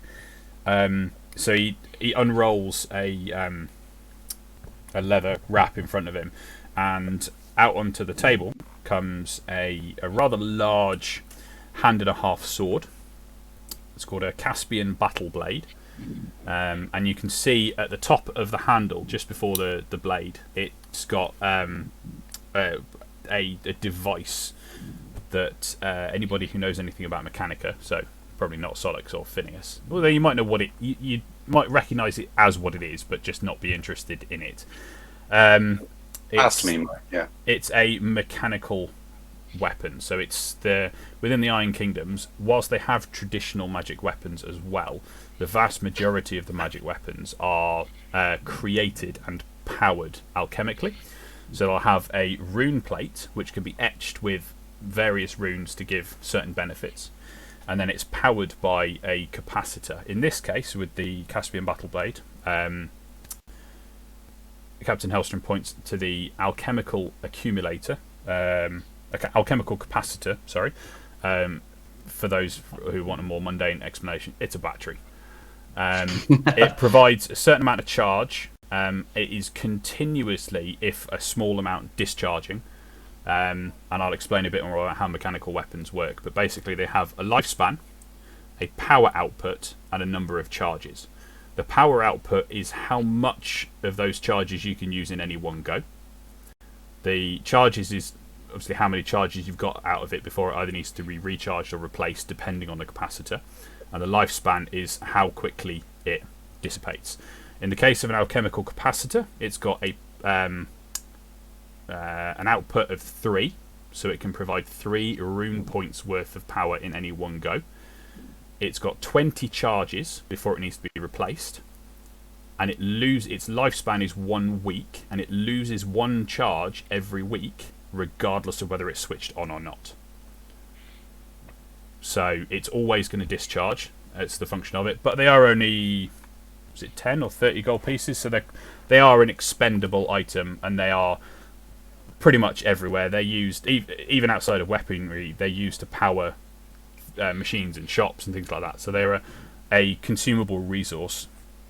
In this case, it's got the Electrocutioner rune etched into the rune plate. So when you hit something with it, you can spend 2 charges, I think it was, of your 20 to do an additional, I think it was 2d6 lightning damage. Wow. Oh, is that one of them zappy swords? It is a zappy sword. It appears that somebody was attempting to recreate the Stormblade's Stormglaive, which is the kingdom's premier soldier is the Stormblade. They've got what's called a storm chamber to power them. It's like a mini electrical lightning storm contained in a jar that they can throw lightning out of at their enemy. So Electrocutioner is so you expend two charges from the capacitor to deal an additional 2d8 lightning damage. If the attack hits a steamjack, the steamjack must succeed on a DC 13 Constitution save or be incapacitated. And then, so yeah, probably unlikely to come up against a steamjack at the moment, but it's so you've got 20 charges. It costs you 2 to use Electrocutioner, and it drops 1 charge per week. That is on a Caspian battle blade, which Solix is probably eyeing up. It's a versatile weapon. It does 1d8 damage wielding it one-handed, or it does 2d6 damage wielding it two-handed. So it's a cross between a long sword and a great sword. If anyone would allow me to have a go with this, I think this would go famously with my new gun shield. I feel that I'll be able to offer. He's Thundergun. I'm just going to walk over and try and pick it up, and he'll put it down. So now it's all yours. Can I have it, team? Is that all right? Can I have a go with it? Yeah. I'm gonna pick it up, walk over to Solix, and go. I bid ye wielder of Zappy sword, and give it to you. And Solix is going to be like vibrating with excitement because he's never he doesn't really do the this kind of stuff with batteries and whatnot. So it's all a bit kind of like whilst he's seen it, he's not a big he doesn't use it very often. But now that he knows what it can do, he's like, oh, I've got one of them zappy swords, so he's quite excited about that. Cool. There is Captain Hellstrom explains Thunder Slice. I'll come up with a better name for it. A pair of Farsight goggles, which there's more stuff. I properly got excited then. I took the one thing. Right, go on. No, everyone else can. So there's a pair of Farsight goggles, and they function off the same alchemical capacitor. But what they do is they function as both a spyglass, as well as when they have power, they provide the wearer with dark vision up to 120 feet. I look straight at Ingo. I could do with that. The goggles require 1 charge from the capacitor for 1 hour's use. So again, you've got 20 charges, and it's a charge for an hour. You all happy with me having that? Yeah. I think you need it because we can all see in the dark. Me and Arwen can see quite far. I'm so happy right now. I can always turn into an animal that can. So Yes, you can. Solix, looking at his new blade, glances up at Ingo and chuckles and goes, "I'm going to call you Goggles from now on." You can call me whatever you want, Solix. You're my personal healer, so I ain't gonna question anything you do. Whatever you say, Goggles. What were they called again, Chris? Sorry. Farsight goggles. Farsight goggles. Yeah. no. Far sight Goggles. Sight. Oh, our side. Sight. Can you spell that for me, please? Farsight. Thank you. Don't listen to the others. Right. And lastly, the bundle that was dropped appears to actually be an item in itself. It is an armoured greatcoat. It's human-sized. So, and you're explained that it's got a clockwork capacitor in it, and it has the Aegis rune inscribed in it. Now, this is specifically for fire damage, but the Aegis rune allows you, when you activate it, you spend 1 charge of the item's capacitor to have resistance to the specified damage for 10 minutes.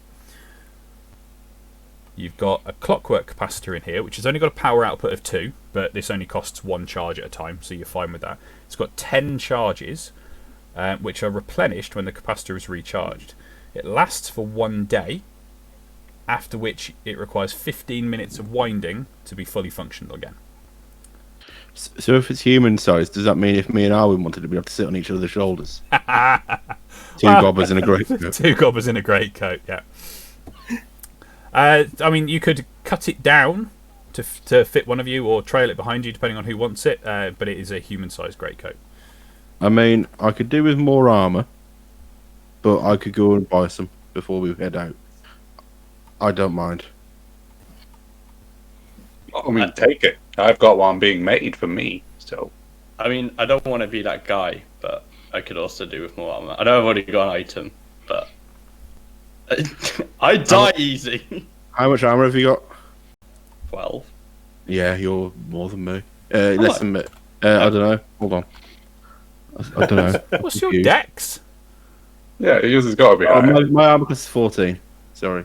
I was thinking of another character who was 11. A stiff breeze knocks him down. I'll, yeah. If the group doesn't mind me having this coat as well, I will make sure, like, at some point, like, I'm happy to, like, fund towards your guys, whatever you guys are going to buy in future and stuff. Like, I can help towards it and things.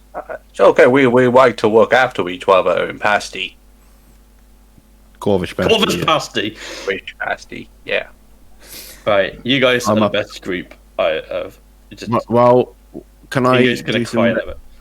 Can I do some retrospective shopping while me and Ingo are out and buy some studded leather armour? Yes. Yeah, that's not Thank a you. problem. Can I pick up my coat before we go? Can you what? Captain, I get my coat. Well, you're not going anywhere just yet. It'll be ready at some point tomorrow, and you've got research and whatnot to do. So, Captain, 13 AC. yes. Captain. When we last met, you said that you would have our additional 25 gold pieces each in hand when you next saw us. Have you got them on you today? Any chance? Now, I couldn't quite scrounge up the full 25, but there's 20 each here, and I was hoping that these items would make up the rest. I look at my sword. I look back at him. I look at my sword. I look back at him and go, "No, I'll have the other 5 next time." I'll give you all 5 each from that. So you guys get the 25. You give me a coat and goggles. Ingo, like, I feel like I can actually do stuff now. It's like I'm happy. So, just to give you a visual on your sword, Tom, that's roughly what it looks like. Oh, let me see. Hang on. Oh, cool! It's like a taser.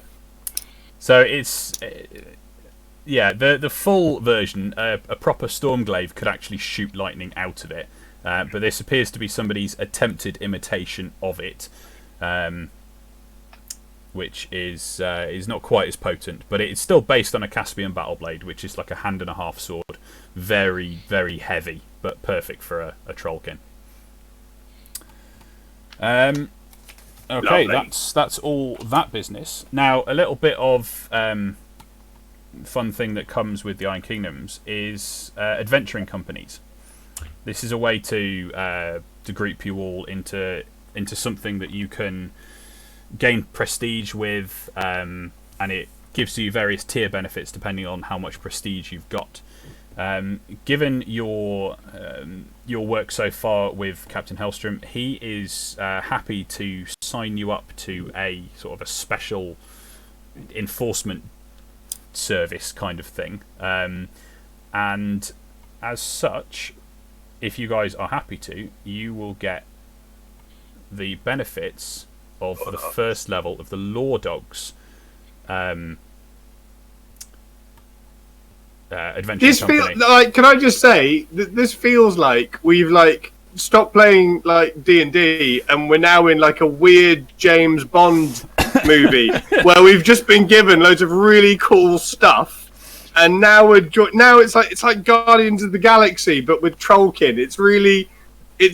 I love it. Thank you. Alex.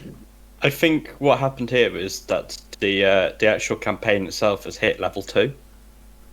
Yeah, Oh, We've got those abilities. We get a base. We get a house. Yeah. You're giving us a house. Does it have a garden? So, as part of our dismantling of Rourke's operation, we found an off the main books safe house that the rest of the watch didn't know existed, that Rourke had been using for his dodgy dealings, and I thought it would be the perfect place to keep off the books, and give you guys, provided you don't mind other members of enforcement using it from time to time. It's the perfect place for you guys to lay low when you need to rest up at and secure any belongings you don't want to take with you. So yes, there is a safe house for your use. That's the HQ. Awesome. So Very with the Law Dogs and the Adventuring Company, as you complete certain milestones, certain things that are relevant to the Law Dogs. So in this case, there's like apprehending dangerous criminals or things like that. Your Adventuring Company gains prestige, and when you hit a certain prestige level, your Adventuring Company levels up, and you get more benefits from it. So as you become well known, it's also affected by your player level. So as your character level. So as your characters level up, so does your you get more prestige as your adventuring company. Yes, Arwin. Does this mean that I am authorised by the state to pick pockets strategically as required for missions? No. You're not a tax collector. Did he give us our badges? Do we have badges? I can't wait to put mine in my coat and do this. Tasty. So, because we've just commissioned this, I need to get some paperwork sorted before we can issue any badges of writ. But for now, enjoy the rest of the benefits, and I'm sure we'll be chatting again shortly. Hopefully, once we've negated the threat of Alexia to the city, and I will have been able to square the paperwork away by then. Captain Hellstrom, thank you very much indeed. And as you now know where our safe house is, you just don't worry about it now, but next time you're passing, just drop that $5 in for us. Okay. So, with all that admin, it feels like there's been a big chunk of admin, but with the changeover to the Iron Kingdoms Requiem book, there was a lot of stuff I wanted to add in that just makes it feel more like the Iron Kingdoms. Does anyone else think it's wrong that Arwen is now an upholder of the law and has a badge? I just think you're wrong for a stop. It feels like it's taking a massively strange turn for Arwen. I got to tell you. I feel like I was saying about the kind of Guardians of the Galaxy thing. It's like that kind of like, we're good guys. Are we? Are we though? And it's yeah. yeah. I mean, I am. I love the fact it gives you the authority to enforce laws, take captives, and interrogate suspects.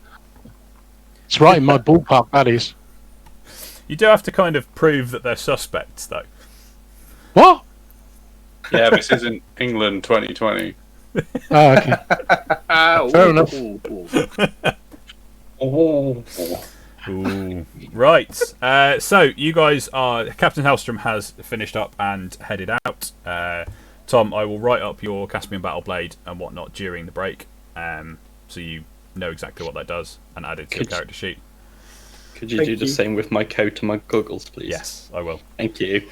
No break for you! I've just put goggles and a coat on my character sheet at the minute. No worries. Thank you. So you've got an investigating day or a research day. You've got options for going bookworming through either city archives or church archives. You've got options of going to try and talk to some academics that could potentially be Sirius worshippers, or you could just ask about from maybe adventurers who've attempted to explore that neck of the woods. I'm going to go and check out a few taverns and see if there are any adventurers who have been anywhere near this place, can give us a layout of the sort of, the layout, and any additional information really. Okay. Solix would like to see if there are any academics that he can persuade to share some information with him. He has got an appointment.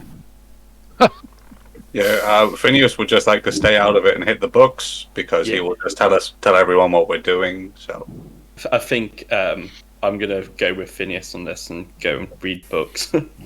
If you're alright with that, Phineas. Oh yeah, of course. The more the merrier. We should read out loud to each other at the same time. Sure. Are you going? What's the word? City archives or church archives? We're looking for a temple, right? Yes. But Father Domash has already told us everything that he knows. He hasn't, however, had time to do a deep dive of the church archives, so there We could should probably be. go to the church and tell them that we're moving out. You're at the church at the moment. We're at the church, Oh. yeah. We should. Hey guys, we've got a. You all know you were all here. Okay. It's, on the map, we've been on the same street for a while. Let me pop you. Where do you want to be? Do you want to be in the church for now? Yeah, Lob's in the church. Cool. I'll stick you in the church for now. I wish I was back in town.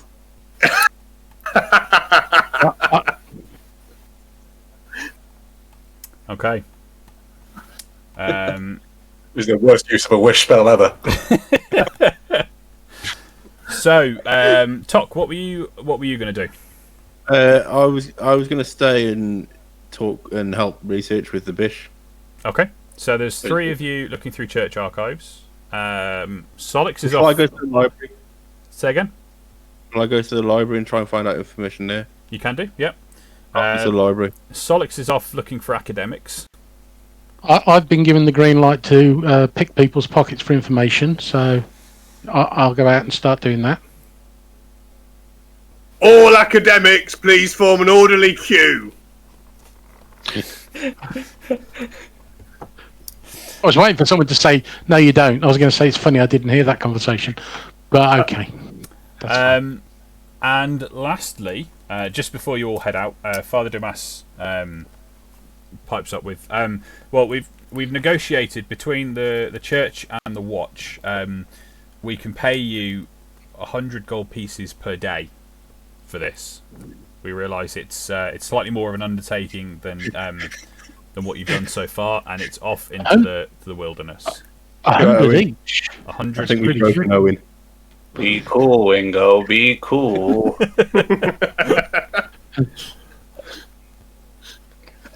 I'm used to getting like a gold piece for a night's work playing bagpipes in a pub, so 100 gold pieces a day.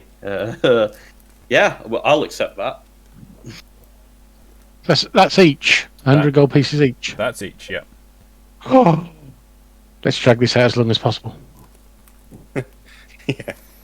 So, we're just outside the city walls. We'll have to take a day's rest now. your investigations, then. We're going to go with... Oh, God, remember what these 3rd edition things take. So, Owen, what pertinent skill have you got to roll? So, knowledge. Persuasion, performance, investigation. So you're asking people, aren't you? Well, I'm wandering around, listening to conversations, seeing if I can pick up the people who are clearly sort of people who travel a little bit, and then sort of try and push them towards, So, have you ever been to the northeast of Corvus? What's out there? Because I think I'm taking a caravan out there next week, and okay. We'll go with investigation. I think that's going to be the best. Where are you doing this? Have you gone down to the docks area, docks district? No, I don't. I mean, maybe. I was gonna say, go on then. The docks being the most likely place to have travellers and explorers. No, I could say I'm going to get into trouble, but yeah, I'm going to go down to the docks using my normal stealthy sort of gobbo acquisition skills. Well, a 16 is good. So, you hear rumours about this this hapless fellow called Madrin, who has spouted tales and tall stories about things he's found when he was exploring in that direction.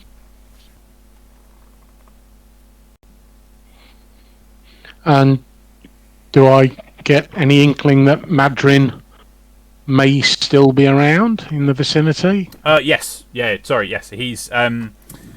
You hear that he used to be a member of the Watch before he went off on his explorations, and whilst he's a bit down on his luck at the moment, the Watch have the Watch in the area do take favourably to him and support him when he's really down on his luck. So he shouldn't be too hard to track down. I'll start looking for Madrin then. Okay. Let's go with those looking in the church archives. What we're going to go with?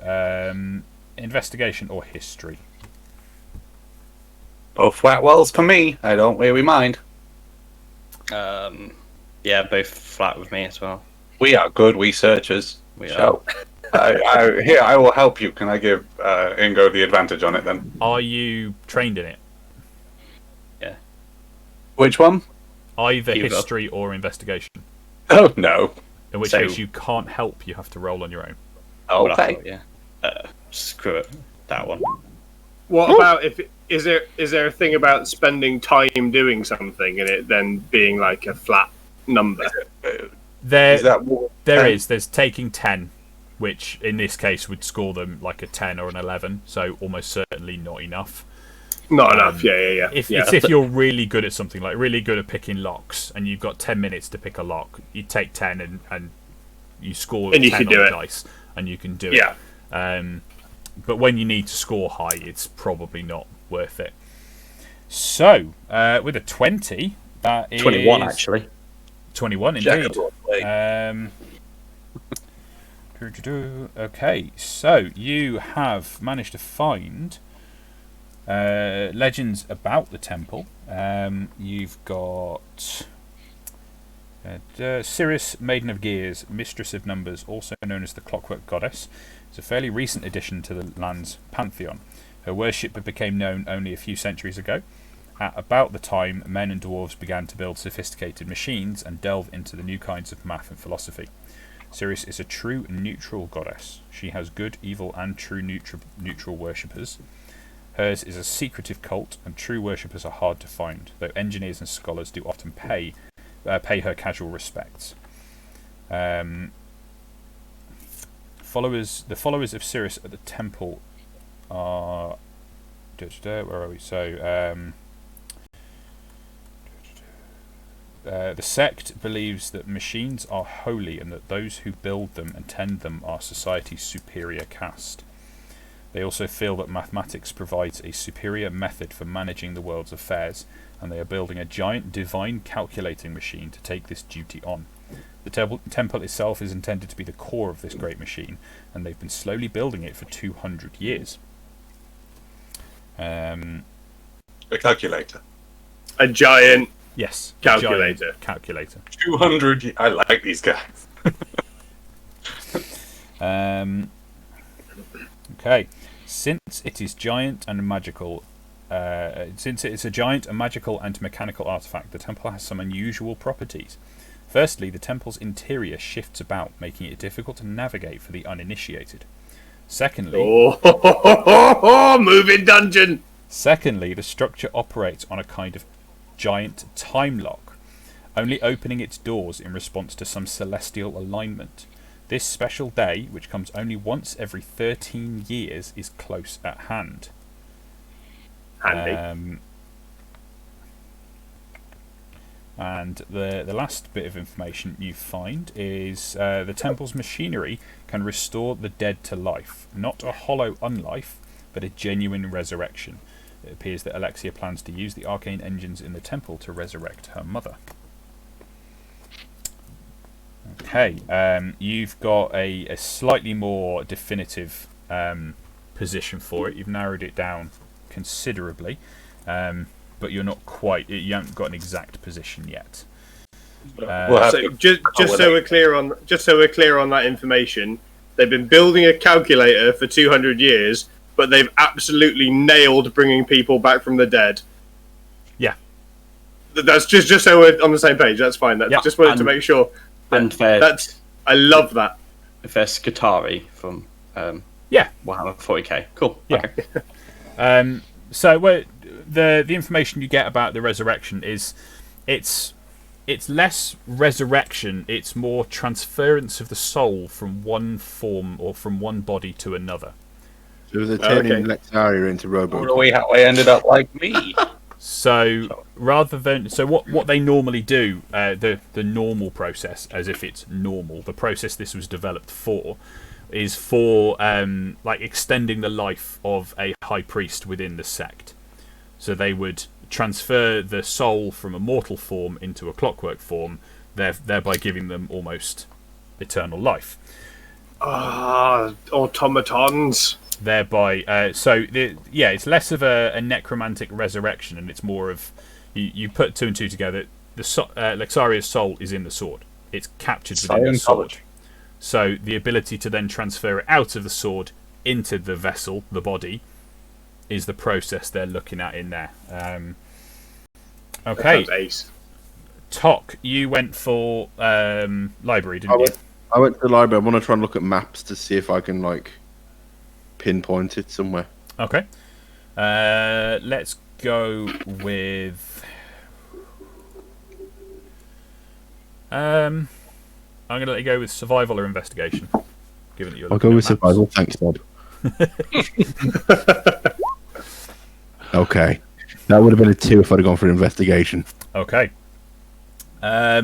Unfortunately, you can't find detailed enough maps of the area to get more than it could be within this 100 square mile.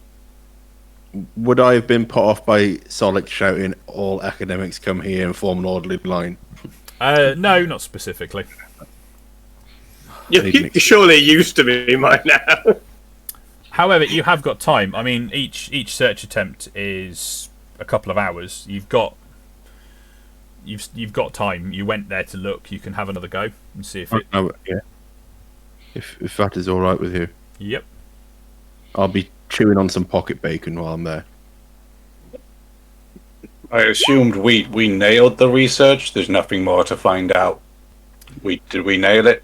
You found out everything you could. Okay, Cool. 20. That's nice. Bit of an improvement. Yeah, you find these records of expeditions into the forest. Certain ones calling on and like the reports coming back where the local fauna, wildlife, Yes. is there's this sort of void where reports of fauna attacks just don't seem to happen. It's almost like there's something there that keeps the local wildlife at bay, which when you all get back together and put all your information together at the end of the day, there's a cat.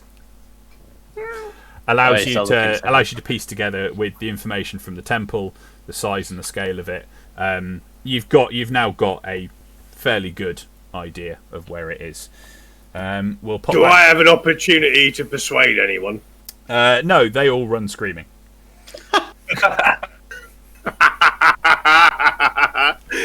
Oh.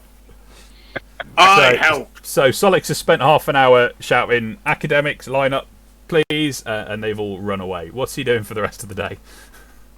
Well, probably having something to eat and probably a little nap whilst everyone else is doing all the research. Okay, Arwin, you're going to ask around now for Madrin. Madrin. Yep. Make an investigation roll with advantage because you've got connections within the watch now.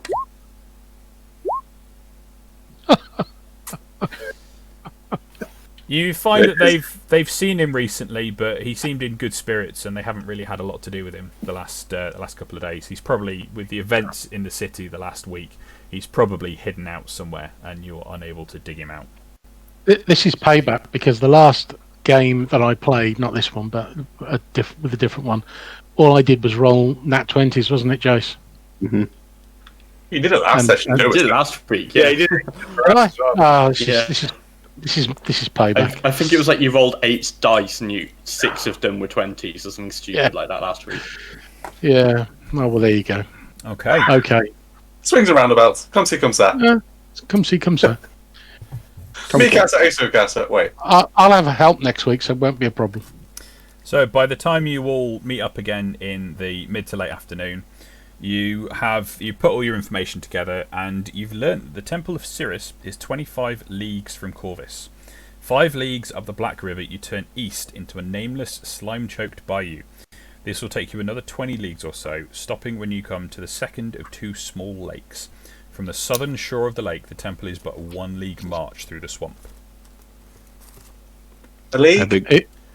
What is 25 miles, isn't it? 25 leagues is 75 miles, so a league is 3 miles. So it's still a fair trek. It is still a fair trek, yep.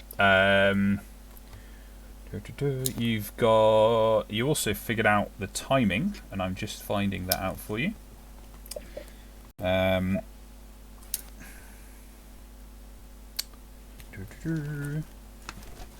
Where is it? I think it's only 2 or 3 days until the celestial anomaly occurs that allows you entry in just a few short days. We need to book it. It's going to take at least 2 days, right? So, chatting to what's he called? Father Dumas in the process. He will recommend hiring a boat to take you. You will find many good captains and some bad captains down at the docks, but all of them will work for coin, and I'm sure you can find somebody there with a vessel capable of taking you where you need to go. I would definitely recommend you you probably head back out this evening and attempt to book your passage, even if you can't leave this evening and you leave in the morning. That would I think that would probably be for the best given the timing that we've got. Yeah, it's so the celestial timing gives you, so not today, which we've got a little bit left of, not tomorrow or the day after, but the day after that. So you've got 2 full 24-hour blocks, and then it'll open after that. And as far as you are aware, it opens for the 24 hours, and then it closes up again for 13 years. Hopefully it's not like get there. We've only got 24 hours inside there, and then That's exactly what it's going to be. And then we get a 13-year time skip, and then we come out. Right, okay. or you're stuck with a bunch of soulless automatons for 13 years and you go entirely insane. I'm not sure which campaign would be more fun to play, actually. No, we befriend them and rise out with an army. So, with that, we're going to take a 10-minute break while I update some character sheets and everybody else goes to get a drink and whatnot, and we will catch you back shortly. Good show. See you soon. Good show. See you in a bit, momentarily. guys.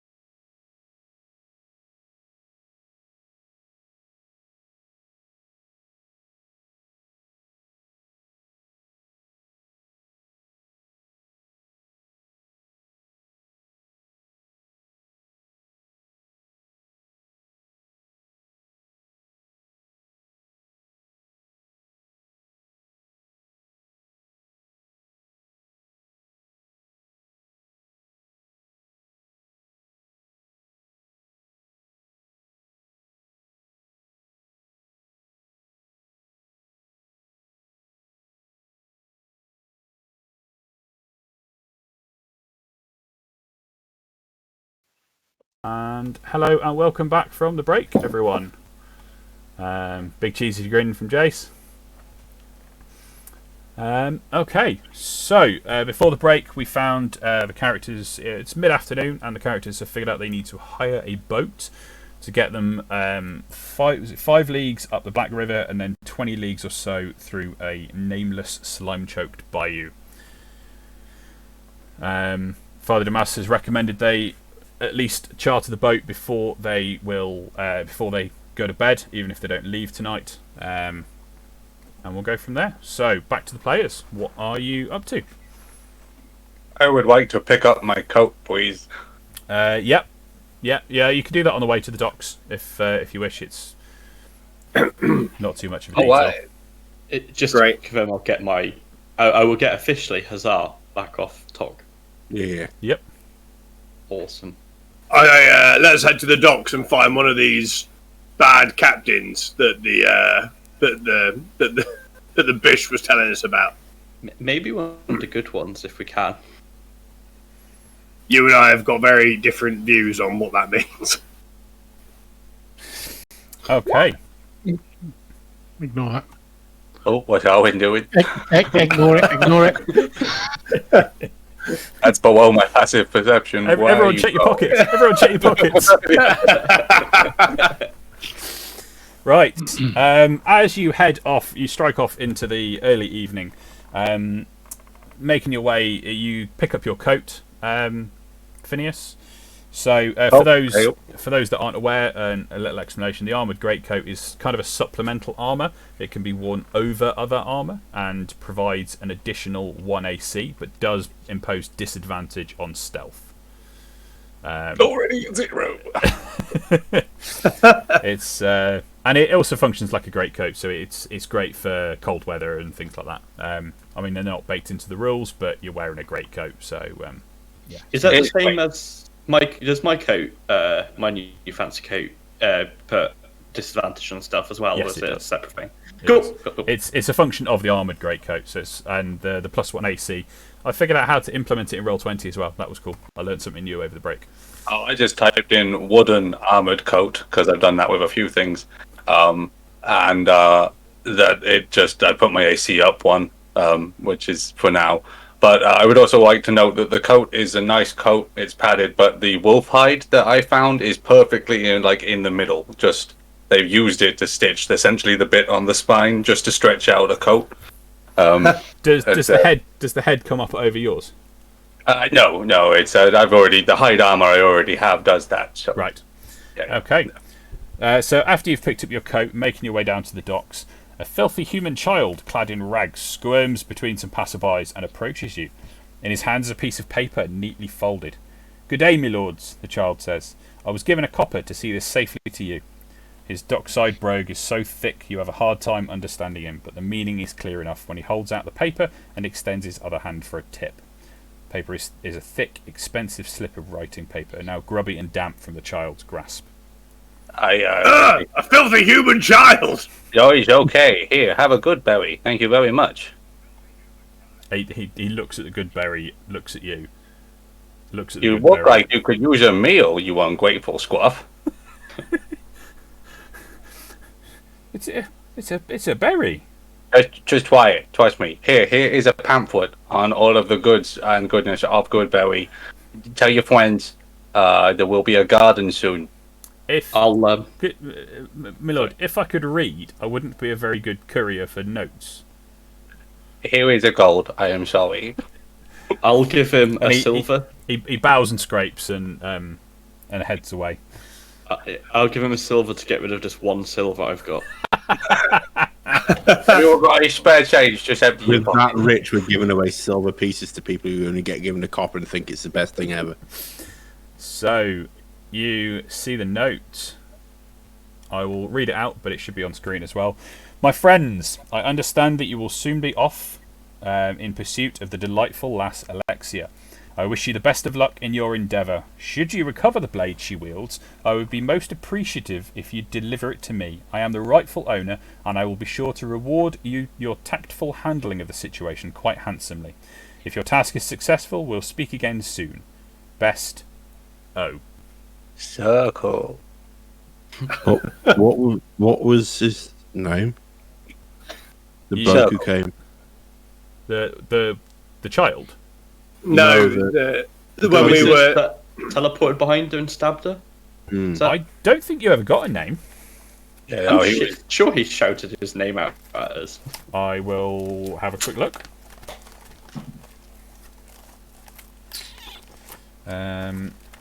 Circle. I was very confused as a child why I had to put a circle at the beginning of my name. Circle went. Yeah, circle My one. name is Gwen. Circle and love it. No, he never gave his name. Oh, okay. I don't. I think we can safely assume that this man's name is O. Oh, You know, Mr. Borlock. Yep. luck. Is he Ulfas or Olfas? Ulfas. Ulfas. Maybe he's had a knock on the head and spelling it with an O now. Right. Yeah, Anyway, I think my notes. it's clear from this note that this gentleman appears to know who we are because he's not got an address on it nor put his whole name on it. So if even if we did have the sword, he sent a scruffy little urchin to us, and we don't know where he is.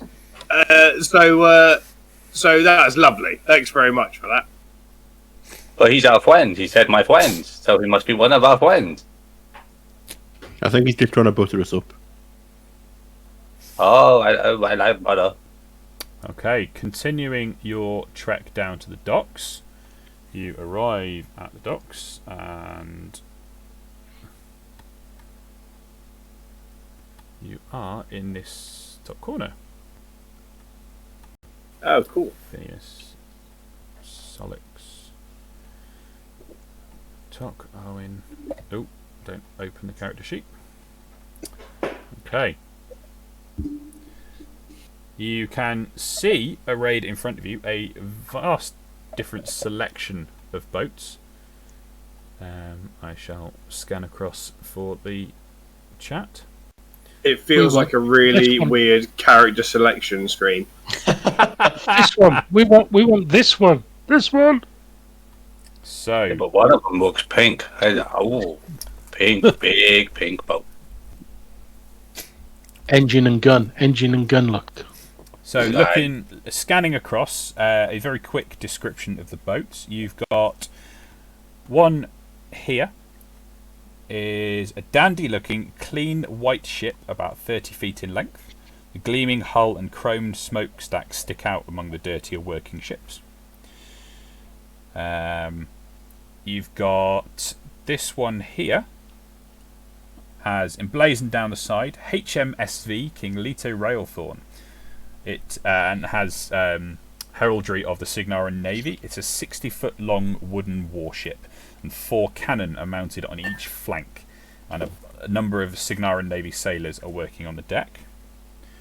You can't actually see from your current position really the state of this one. You can see there's a boat there, but you can't see anything of it. This one over here is a large craft of 50 feet. You can just about spy from this distance a... let's move it over there for the chat. For this one here, you can just about see a crew of dwarves working the deck. And further over here, you can see a 40-foot wooden steamship. You can't make out much more than that at the moment. What do you want to do? Look at that dandy ship, guys. Oh, dandy. But that's yeah, we should probably find a captain. Is there anywhere the captains sort of drink, or are we going straight to the boat and asking? Like, You don't know at this point. You don't know whether there is somewhere the captains drink, whether the captains are on the boats. You don't know enough about the docks to have that information. Find the harbour master. Okay. I presume there's a harbour master. Someone who takes taxes for the boat's docking, which is what they used to do. Still do, I suppose. yeah, I mean, you've got 2 buildings there that you could go and have a look at. Sure, yeah. Should we have a look around, guys? Should we all go to different boats and see what kind of prices and what they're offering? Yeah.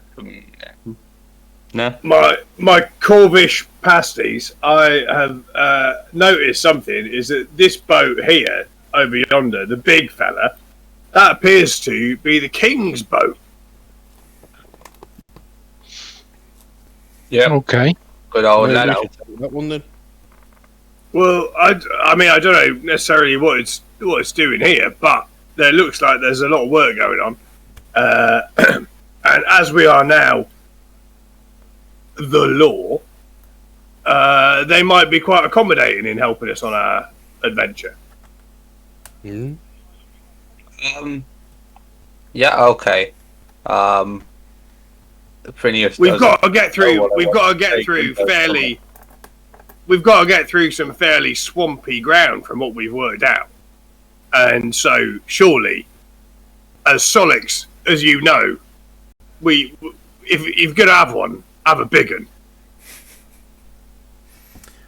So while you guys are having a look around, Arwin heads to the harbour master, or to what the building that looks like it might have some sort of authority, and you find somebody. It does appear to be behind a desk, paperwork and sort of taxing and whatnot. I'll knock on the door. It's all open-sided. You can knock on the wall, but I'll knock on the wall. I'll knock on the wall. he looks up. I wonder if you can help. I'll flash him my badge. Yeah, you haven't got a badge yet, remember? We haven't got one yet. Just pretend you've got one. Just flash. Confused? You won't be next week. So we're on a mission for the local authorities, and we need a boat. We need to have a boat take us on a short journey, a couple of days. Any ideas who may be available to provide that sort of service? I do the bookings in and out. We tax the cargo, but ship captains are your best bet. They know what their schedules are. They know who's going to help.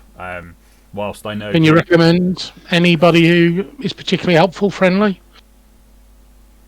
Well, I mean, I can recommend not to go for the Dame Eloise, which is this rather gleaming white one over there. The for the chat.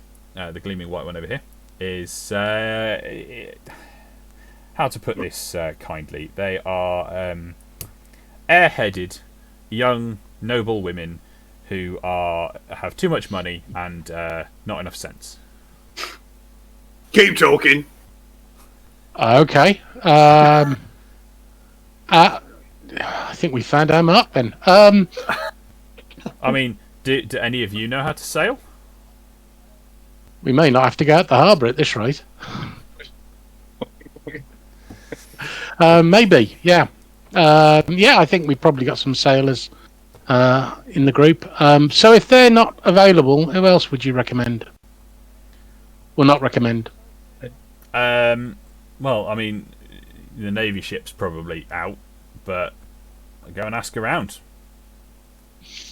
Okay. Sorry, I can't be much more help, but I do the It's texting. It's not really an information booth, is it? So really. I'll leave you. I'll leave you in peace. Thank you very much for your time. Ingo, you appear to have found some dwarf friends. Yeah, so obviously with Ingo's his history, he loves dwarves, and seeing dwarves, he raced to be like, ah. Okay. You've got you've got a crew of dwarves who are working on deck. Are you calling over or? Yeah, I'll go up to it and in Dwarvish because I can speak Dwarvish. Yep. I'll be like, hey, is the captain about? Shouting at the boat. Okay, let's see if the captain's about. Where was it?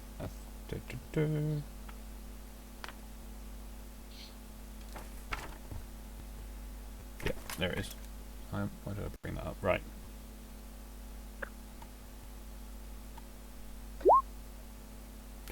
I'm afraid he's not. He's gone for a drink. You'll probably find him at either the what was the name of it? Bloody Bills or the Falling Star. One of them. Okay. Do you mind me just asking you what you do? What this vessel is? Well, seeing as you asked nicely, and yeah, you appear to be a friend of the dwarves. You're speaking our tongue. Well, we normally ply the trade routes up in Rule. We normally work a lake trade route, and we just fancied a bit of a change, so we came down to Corvus for some cushy charter duty before we steam back. Just on the off chance, do you think your captain would be willing to help a group of people for a day or two with a bit of coin to it? Where are you off to? I'll just kind of give a vague kind of that area.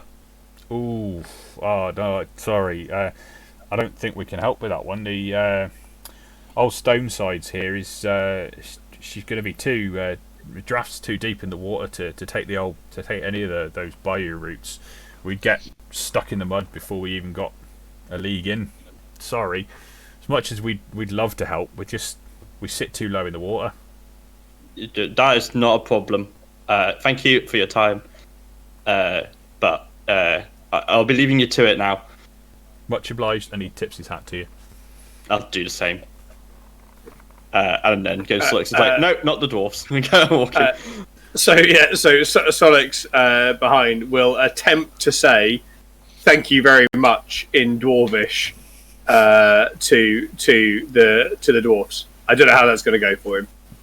Does Solix speak Dwarvish? I don't know. I don't think he does. I don't think he does. Has he ever heard Dwarvish being spoken? Just then. Roll me a percentile dice. He would have heard Glint and Helga speaking it at some point. Yeah. A D100. A D100, yes, please. Ooh, okay. You utter something that sounds a bit like to stereotype this an English tourist in France. Just shouting a word. But you do you put some inflection in there, and you sort of garble a couple of words, and they look up at you confused. And I just nod. I sort of bow deeply and then walk away. I'll tell Solix. I'll be like, oh, it's this, and see if he can shout it back. Okay, you've been told to make a performance check. See how well you can imitate it. Okay. So let's see. Hey, a system at this. Yeah, with advantage. Wow, that'll do. Well. No need. I'm basically a parrot. So, so the dwarves look up and you see this recognition cross their faces as they look up, and they're like, "Ah, that's what he meant," and they sort of do a little to you. And then carry on about their business. I love those guys. Sorry, just a random bit of fluff. I thought that was fun. Hey, it's roleplay. Love it. I love it. So while these two have been chatting to the crew of Old Stonesides, what has Tok and Arwen been up to? Anything in particular? I've just been walking because I don't like boats. I'm a land lover. So I've just been looking at them with disdain. Moves over to the boat full of ladies. Well, I think it's a shallow draft boat. Looking at it, can I get a view that it is a shallow draft boat? You can. It's you can't be certain exactly, but it's not too deep. It is quite a small boat, being only 30 feet in length as well. It doesn't require nearly so much bulk. It is a very pretty, very clean looking ship, and you can see The crew appear to be, as told, clueless dilettantes. And from your limited knowledge, the average dwarf knows more about seamanship than these fools. And you also notice as you approach that somebody has pinned a sign reading "Sink me" to the stern. As I'm walking up, I'm going to adjust my hat and I'm going to pick old bits of meat out of from between my teeth and flick them in the water, and sort of clean my teeth and brush my hair, whatever hair I've got, and then stand there with a big gobbo grin. Morning. They look over at you and a bit shocked, and you can see they're taken aback that they're being spoken to by a gobbo. Just wondering if you, obviously extremely sea competent young women, offer a charter service at all? What? You? On our boat? Sure. Well, you must be joking. Not just me. There's a few of us. We're just looking for a charter, and we understand from the harbour master that you are some of the best sailor women in the vicinity, and your boat's spotless, so you obviously care. And just thought you'd be available to help officers of the law. I do have to say, Jeeves did a wonderful job of cleaning the boat for us, didn't he? Well, myself and my fellow law dogs are looking for a ship to take us out on a charter for a couple of days. We can either rent the ship or we could rent the service. I mean, it's really your call. I don't think we'll be taking you on our boat at all. No, don't shoot with you. I like the name, by the way. Sink Me. That's a really good name. What?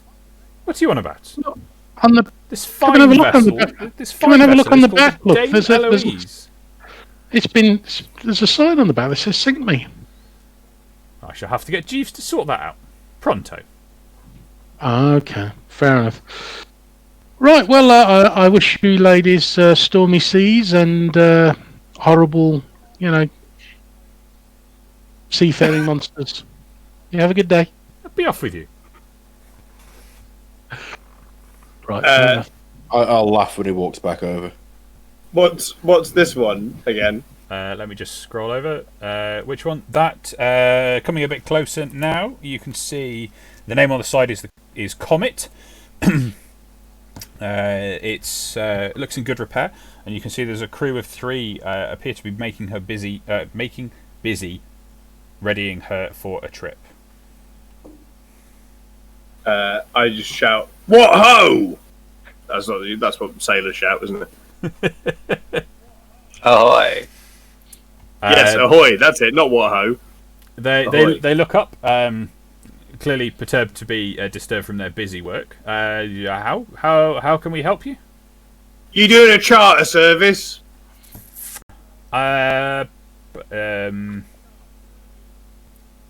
We do. But you'll have to speak to the captain. Where is he? Let's have a look. He is on board. He is indeed. Let's have a quick word, Captain. The crew shout down, Captain. Yeah, we were wiped to talk far to you. away. So up comes the captain. He introduces himself as Eden. What can I do for you? Hello, Eden. Me and my fellow travellers here are looking to requisition your services to go and find a swampy temple just over yonder. It's on the bayou, bit muddy, but you look like you can handle that. Certainly looks like this boat could handle that. And we could pay you handsomely. We are also working at the behest of the local law. Well, that all sounds great. When would you look to be leaving? Tomorrow morning. Oof. Oh, sorry, no can do. I've already got a job on. We're just about to set off. Although, I just realised the chat can't see the boat. There we are. That's better. Although, I can recommend my friend Squint. His ship, the Fortune, it's berthed nearby. It's that one over there. You can see. As far as I know, he hasn't got anything on at the minute, and he's a reliable folk. I'm sure he'll take your business on. Just to confirm with me, Captain, his name has nothing to do with his eyesight, is it? I don't know what you'd be talking about. Oh, that's all right then. Thank you very much for your time. We'll go and see Captain Squint. Cool. They're obviously busy getting ready to sail, so he heads off back down into the hold or into the bowels of the ship and disappears from sight. I'm gonna just shout, "Arwen, Chuck, over here! We think we got one." On my way. Come in. Stop taking a mick out of my accent.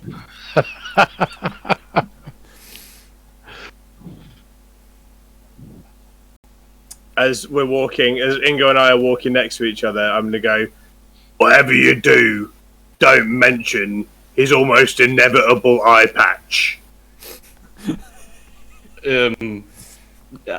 You the same, Solix. Just don't call him Mr. Patchman or something like that. I don't know. Okay. Not a problem. Approaching the Fortune. It's an old but sturdy steamship. She's 50 feet long and is propelled by 2 outboard paddle wheels. You can see there are 2 deckhands working on the ship and is Squint about. Okay, so you can find the 2 deckhands. There's a familiarity between the 2 of them that you can see. What do you want to do? I'll tell you what. Let's actually. No, carry on. What do you want to do? How do you want to proceed? Go on, Ingo. Yeah, we'll get up and be like, "Hello, is the captain about?" Aye, the captain's downstairs. Did you? What are you wanting with him? Well, we're waiting to take his ship up as for a need of ours. Oh, business. That's the word I'm looking for. I'll go and grab him. Thank you. The larger and older of the 2 heads back inside, and a minute or 2 later, he emerges and followed by another fellow. Let me grab his picture because let me do it this way. If he's got 2 eye patches, I'm getting up and leaving. Can you see that one? So, followed by this chappie, who identifies himself as captain of this fine vessel. What can I do for you? Did we get a photo of him? Because I didn't. It's on the screen. Yes. Should be on the map. I didn't get it, so. Is it not there? Should just be appearing on the map next to us. In the water. No, Can you not see It's it? a giant pirate. Let me try this a different way then. Meets motorcyclist. Yeah. It's a pirate cyclist. It's like a Hell's Angel pirate. Hell's Navy. Oh, Is that better? I got a mysterious note. Yeah, with a picture on it? Nope. No pic. What's going on? Owen's computer doesn't do pictures. Apparently it doesn't do. It's too forward thinking. Only. Hold on, Owen. I'll take a picture of my screen and then I'll send it to you.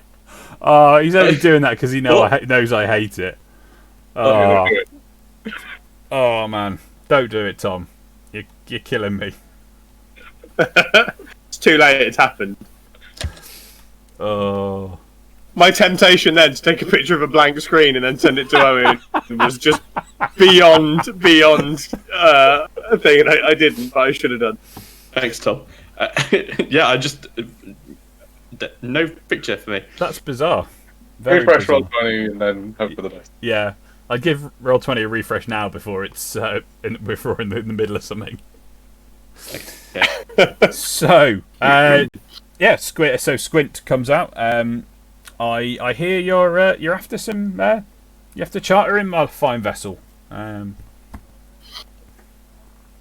What details? Where are you going? How long? So I'll be like, I am. You may have heard of me. I am Ingo Etheridge. The CPLD. Local celebrity. Wait. We're interested in using your boat for to take us to this area and describe the boggy swamp. Yeah. If you're at all able to take us, we hear you might have some free spare time to be able to take us.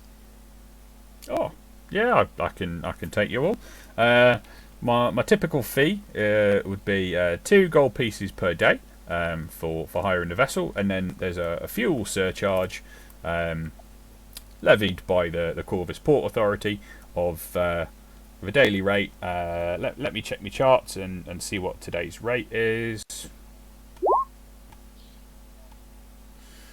So the fuel surcharge of 4 silver pieces per day. So 2 gold, 4 silver a day is my normal rate. And would that be good for you? Looking at your itinerary, we're looking at that bayou's gonna be a bit of a problem because we can't travel at night because it's gonna be hard navigating that, and we need daylight to do it. So, looking at the time of the year, we could get you there in 2 days. It's going to be a solid 12 hours of travel, 12 hours of sailing a day, and then we'll have to moor up when it gets dark. How much light would you need to be able to? Because we may be able to help with some whites.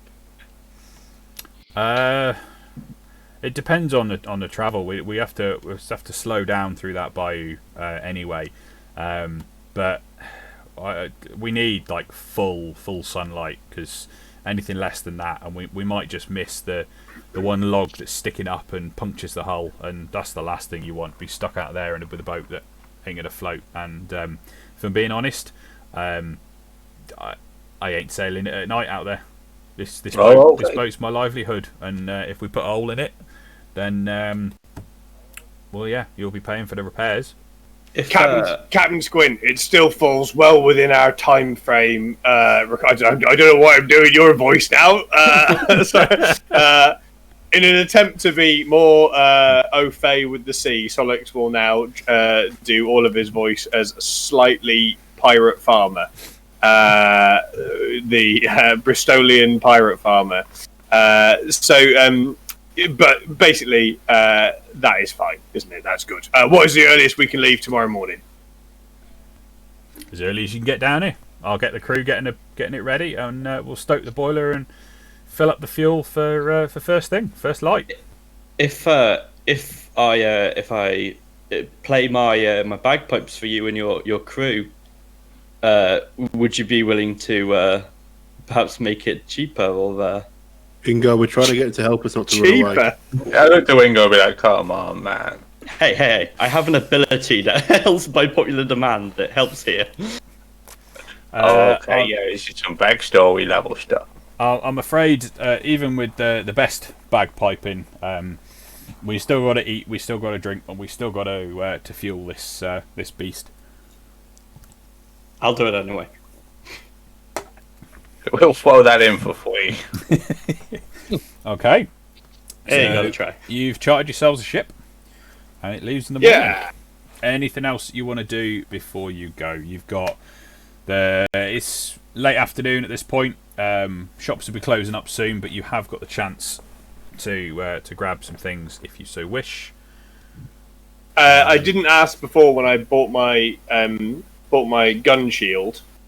how much ammo I had, or whether I needed to procure. I've not done the ammo thing before, so do I need to kind of buy a load of ammo as well? You will need to buy some ammo. It is so I think it's only going to take metal cased ammo.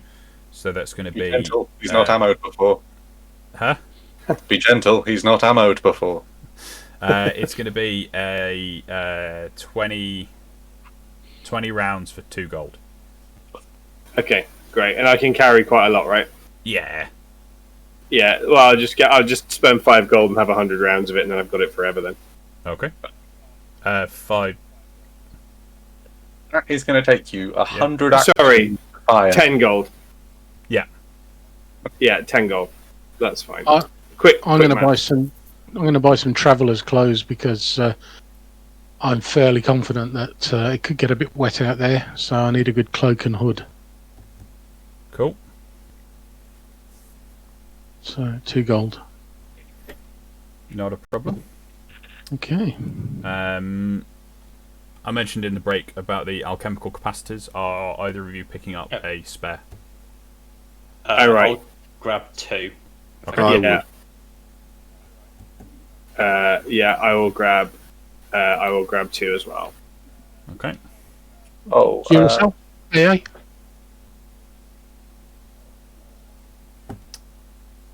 Did I miss something?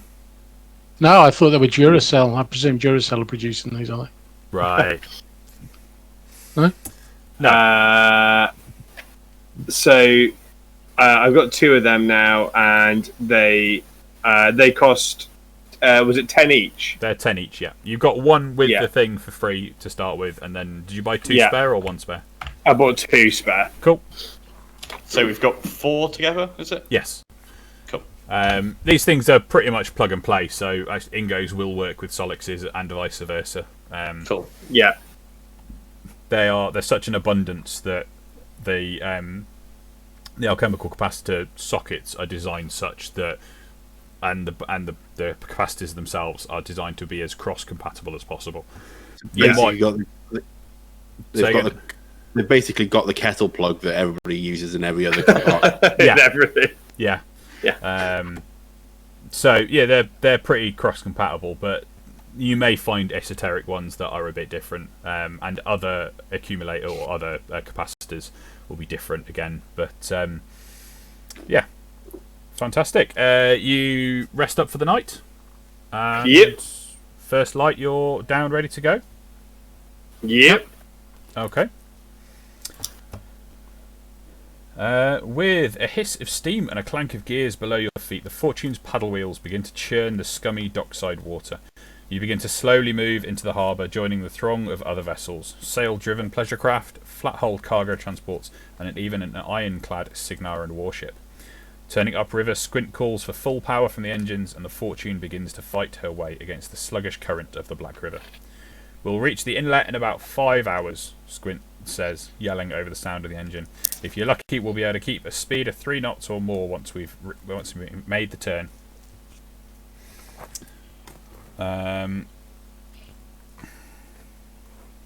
Okay. As you are milling about on deck, you are the other 2 deckhands introduce themselves as. Let me actually put you onto the other map. Just pretend you're not in the bayou yet.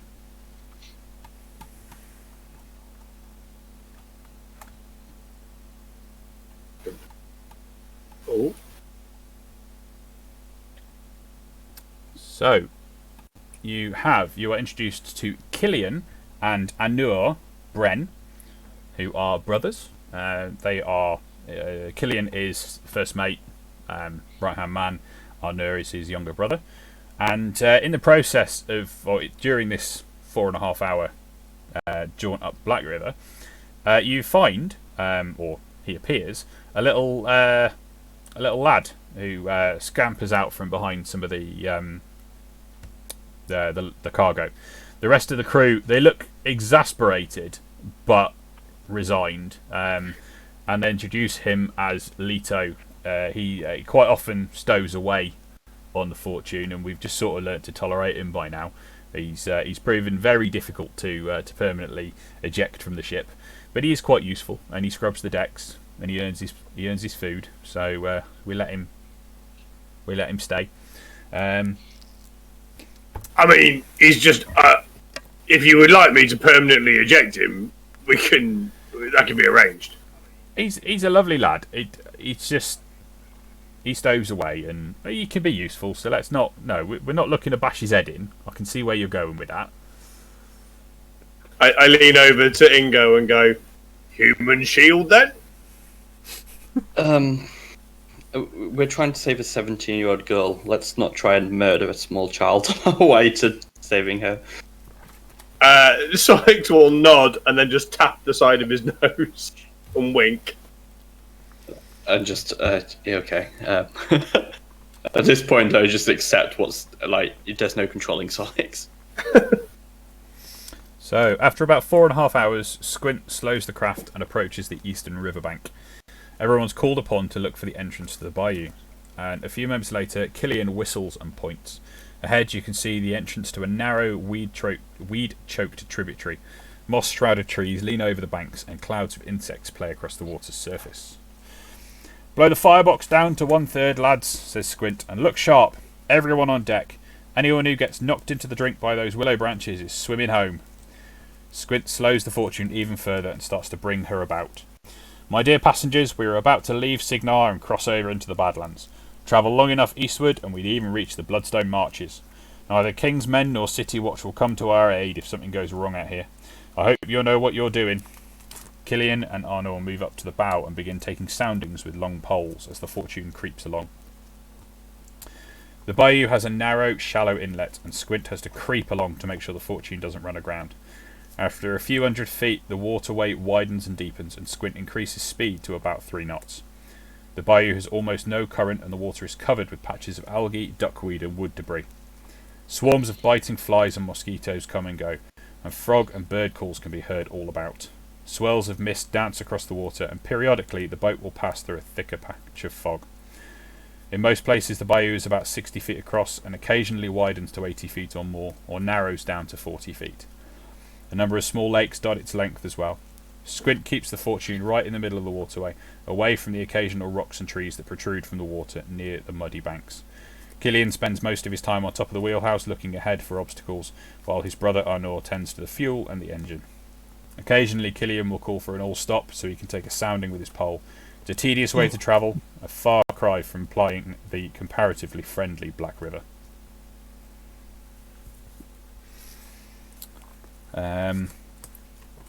In the mists ahead of you, you can dimly make out a boxy silhouette on the northern riverbank. As you approach, you see that it's a small wooden building set out over the water on slimy stilts. Squint slows the ship and calls out, "We'll stop here for a minute. My lads need to pick up some grog. It's also a good idea to check in with the locals, see if there's anything afoot." Lamplight shines from the grimy windows, and you can see movement inside. 2 small boats are tied up outside.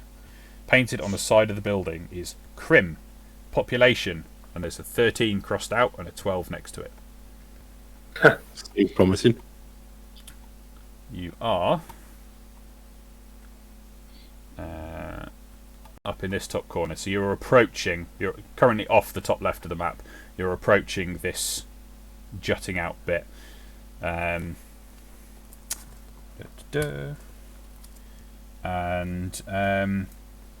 So Squint slows the ship down and pulls up next to the what's it called? Hut? Yes, that's the one, next to the hut. The building is about 15 feet around, with a 5-foot wide ledge running around its perimeter. There's no railing, but there are a few posts to tie the boats to. As you approach, two folk walk out onto the ledge and appear to be waiting to catch a rope, which, as the boat approaches, a rope is thrown out by Arnor, caught by the folk, and tied off. Where is? Does it feel okay? Or does? What do you mean feel okay? So as a rogue, I've obviously always got my senses wired for an ambush or the law, or obviously now I'm the law, it's ironic. But effectively, something that doesn't feel right. How does this feel to me? It feels alright. It's not. Yeah, nothing seems massively off. Okay. Whoops, didn't have the map on the map player. That would help. The two folk who are tying the boat off currently aren't saying anything. They're just keeping themselves. They look a bit wary, but make an insight check for me, Arwin.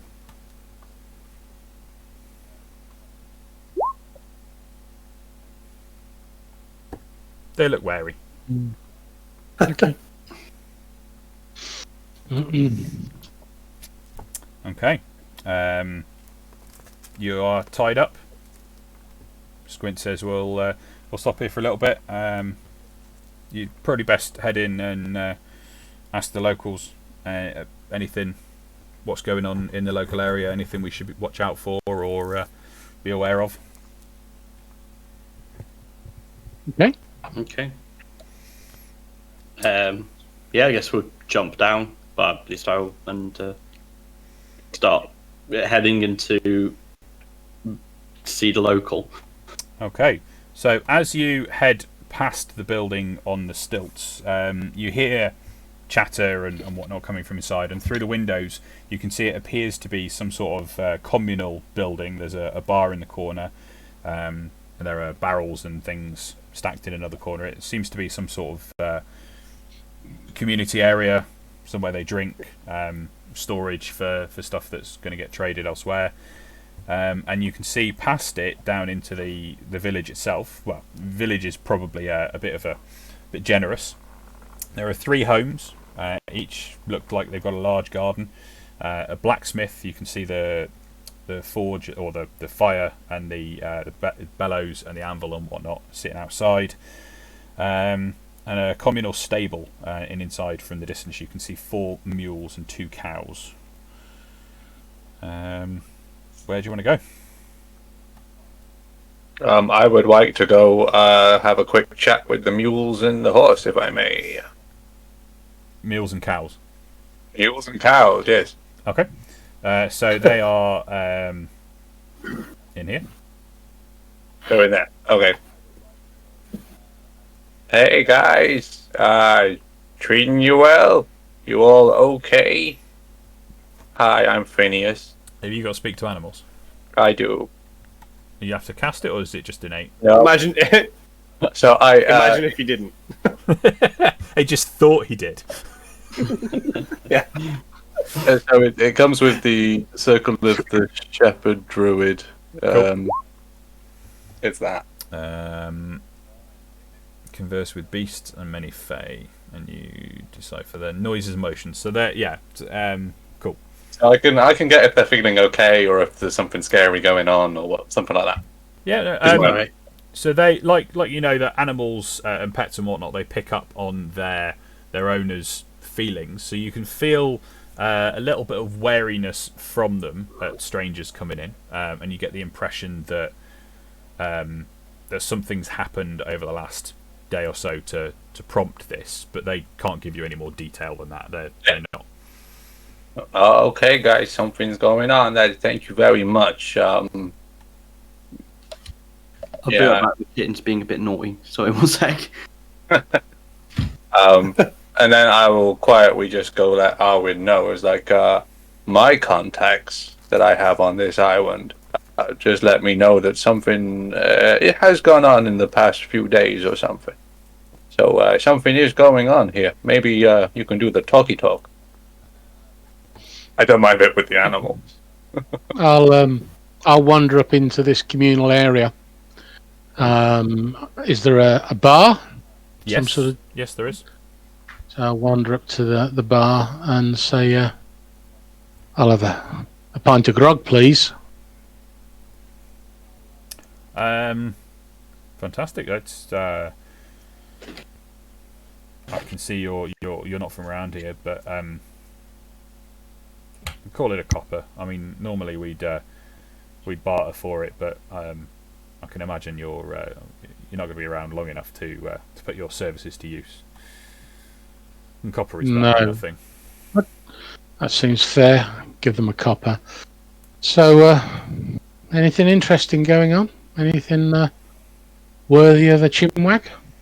Okay, so looking around as you enter, there are 6 men in the bar, and this grog that you've been given is moonshine. Ooh. Oh. Spicy. Okay. Well, who'd be asking? Just some adventurers looking for a bit of light action in between the bigger picture. I get bored really easily, and I'm nosy. Comes as part of the job. Well, it's odd. Don't normally get people this way, and you're the second ship in 2 days. Really? Well, that's good for business then. Well, we don't really do business, as I said. We fend for ourselves, and it's all a community project. We don't have visitors. It's odd that I'll slide a silver piece across the counter and say, that's to go in the community coffer. Anything that I can do to help. Well, I mean, communities like this prosper. Well, I mean, I appreciate it, but honestly, your silver's not a lot of good here. What are we going to spend it on? What can we grow? What can we grow with it? It's this is true. I could arrange to have some stuff sent to you if that's of any benefit. Whatever the community needs. Maybe give me a list in a few weeks, and I can get it to you. I appreciate the gesture, and it's a very kind gesture. But honestly, the most we could ask for, the most you could do is just pitch in and lend a hand. But I get the sense that you're off somewhere, and you might not. You probably don't have the capacity to do that. But I do appreciate the offer, and it is nice of you.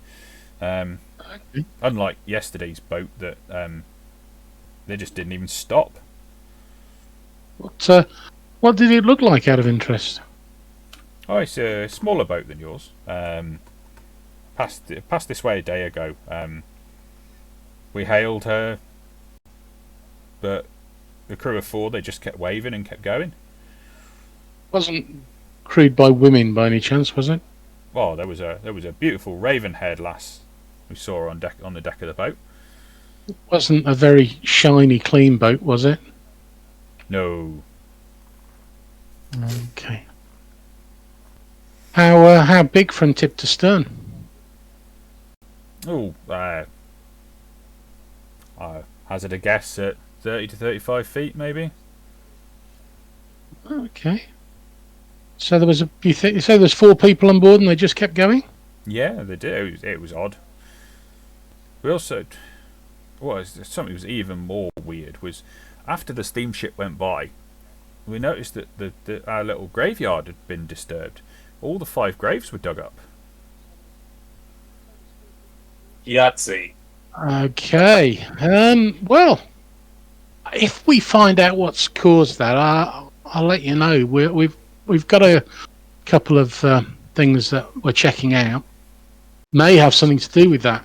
If it is, we'll see if we can put it right. Bring your dead back to you if we can. Oof, which is bring them back? You not want them back to put them back in the ground if they've been stolen? Well, I mean, it'd be nice to have them put back to rest, but I just something just feels wrong with that. Well, it's your call. I can't promise to do it. I was just, if we can, I was just offering to, make sure I'm respectful of your dead. Again, I appreciate the gesture. It's nice of you. Yeah, you seem like a nice bunch. I'll let you. So, just be careful as you head upriver. There are perhaps a score of other people living in the area, but nobody lives further than 5 leagues up the bayou from this point. But after that, beware of the swamp gobbers. There's a few tribes in the area, but they mostly keep to themselves. Yeah, they're brother gobbers. I'm sure I can talk to them. No, they're not like you. No, I can tell the difference between a city gobber and a swamp gobber, and they'll keep to themselves. But then there's Phil, I should warn you. Some mad hermits claim that there are some fearsome gator men living further up the bayou, but no one credible has ever seen them. I'll come back to tell you about them. Okay. Do you know what, friend? I wish I'd got something I could give you. I'll take a dagger. I've got 3 ordinary daggers. I'll take a dagger out and hand blade first. I'll hold the blade, hand him the dagger, and say, "While you can't make use of gold, I'm sure you can always make use of tools." Aye, we can. Oh, before you go, beware of the swamp shamblers. They're a weird kind of undead, and anything that they kill, it gets back up. Just beware of them. Our shaman, Theron, he could get you a charm to ward them off. That would be good. It's going to cost you something in trade, though. That's definitely something that we can't just hand over. Where would we find him? He's here he comes. He's on his way. Can you do the introductions, and then maybe I'll have a chat with him? Yeah, he's happy to do that. So Theron comes in. He's an older man, much older than the young. I say young, young and middle-aged men that have been in so far, and you can see everybody else looks at him with a bit of reverence. That he's definitely the leader, both spiritually and functionally of the little town, village, hamlet. And the chap you've been chatting to behind the bar, who you didn't ask his name, but in the process of the introductions you find out his name is Sevag, and he introduces you to Theron, mentions that he's warned you about the swamp gobbers, and says that you're interested in one of his talismans. Right. Thank him for his introduction, and turn around and offer my hand to the shaman. He warily shakes it. And I say, can we sit and talk? Please. What can I do for you? And he motions over to a table. Can I get you a drink? Oh, there's no need. I'm well looked after, but thank you for the offer. It's appreciated. Okay. I understand that city folk quite often use it to break the ice. Well, it's nice to be nice. I understand there are some swamp shamblers out there, and you may be able to provide a talisman that will give us, well, a little less trouble than we need. I certainly can. What can you offer me in return? What do you need? Oof. These talismans, they're hard to make. What have you got on your person that can help out our community, or what can you give us? I've already given the chap over there one of my spare daggers, because a good blade is always of value. I have a lantern and a couple of flasks of oil. Light's always useful. Yeah. Lantern and oil would be useful. Yeah. Maybe a bit more, but that's definitely in the right direction, young sir. I have a rain catcher. That's quite useful. Or a hammer. Hammer's useful for building things. I think crowbar? I think that could certainly, yeah. If you're willing to part with those things, I can part with one of my talismans. Well, I'll put the items on the table, and remove them from my inventory, and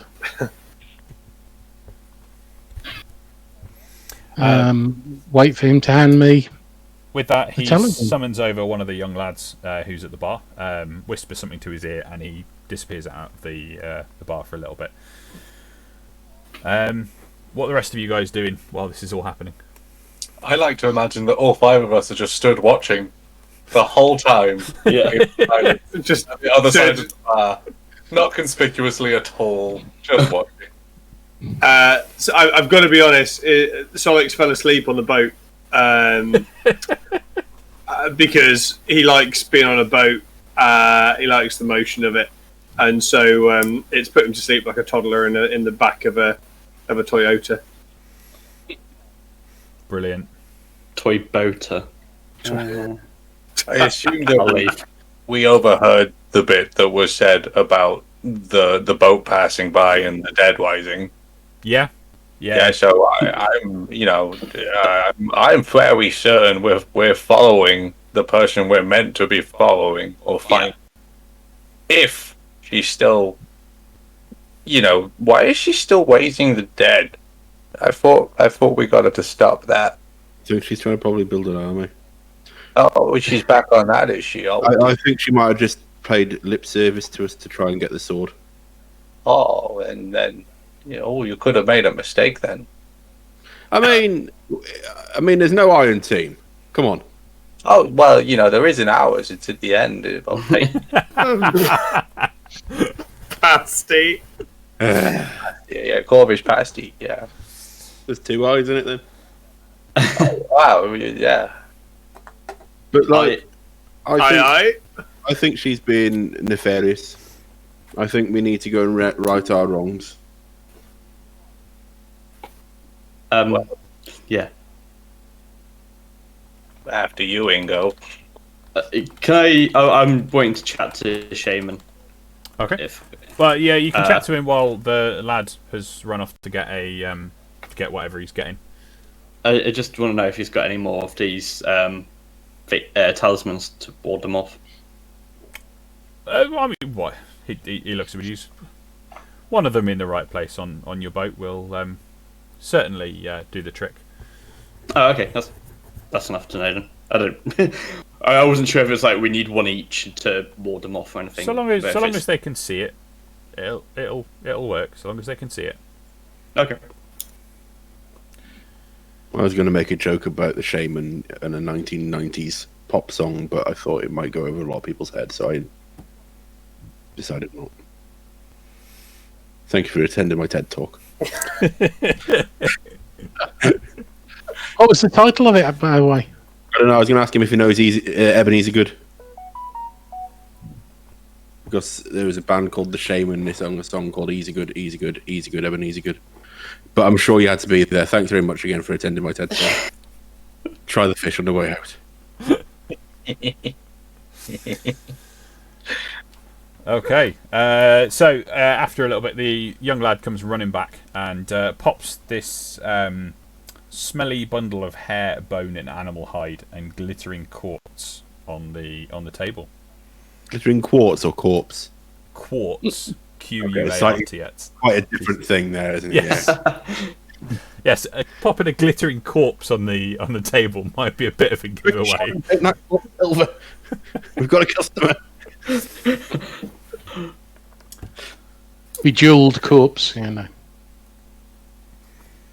Okay. Okay, I'll assume that is the talisman. I will pick it up and put it in my bag. Offer my hand again. Thank him. Okay. And head over to see the group and basically update you all. Tell you that they've seen a boat sail past that we now know was on the boat. That skeletons have been taken from the graveyard, and obviously she's either building a small team or starting to build an army again. And we've got this talisman now to keep the marsh shamblers, the swamp shamblers, off the boat, but you need to display it where it can be seen. So I'm assuming hang it off a mast or something. It's a steamship with paddle wheels. There aren't any masts. Yeah, Okay, there must be something we can hang it off. high up, Yeah, there's like a light TV aerial, chimney. CB mast. As you've getting just at the end of your explanation, where you've explained absolutely everything to everyone, Solix is gonna walk sort of into the room and go, "Is this it then? This temple is rubbish."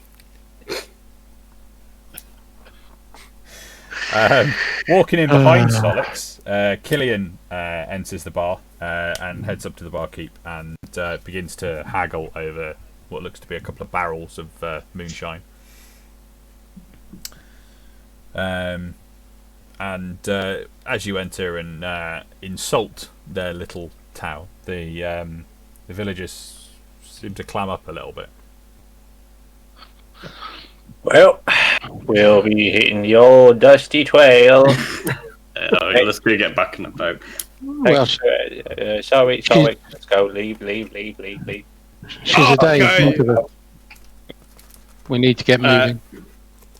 Oh, I thought we were here. Sorry, my mistake. My mistake, good people. My mistake. Carry on about your obviously completely enthralling lives. I mean, if she's only a day ahead, what's she been doing for the last week? Getting better, maybe. It's only She did get been- stabbed. It's only been 2-3 days.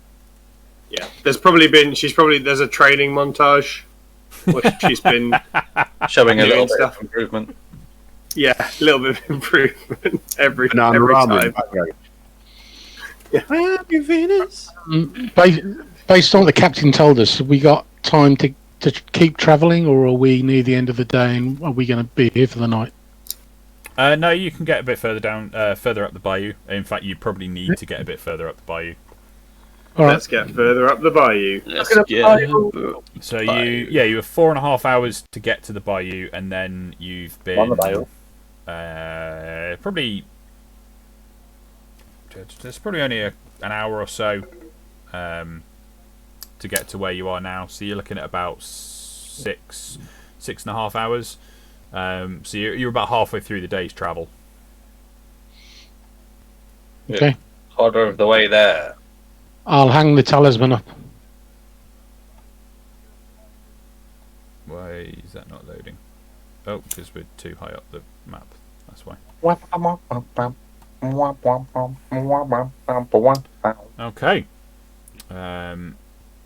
Oh, it's a big map. It is quite a big map, yes.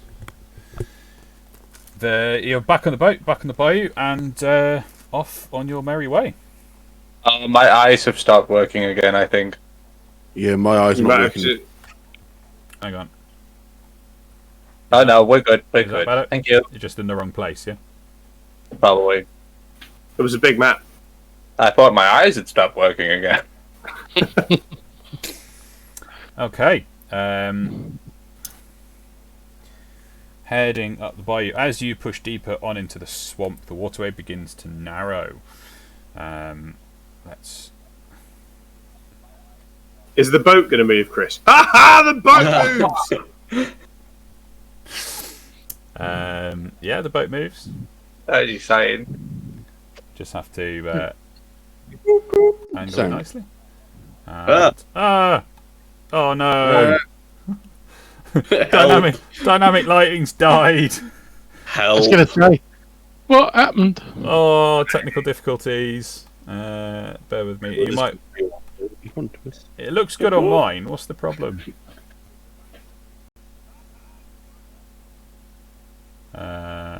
Okay, try refreshing your page.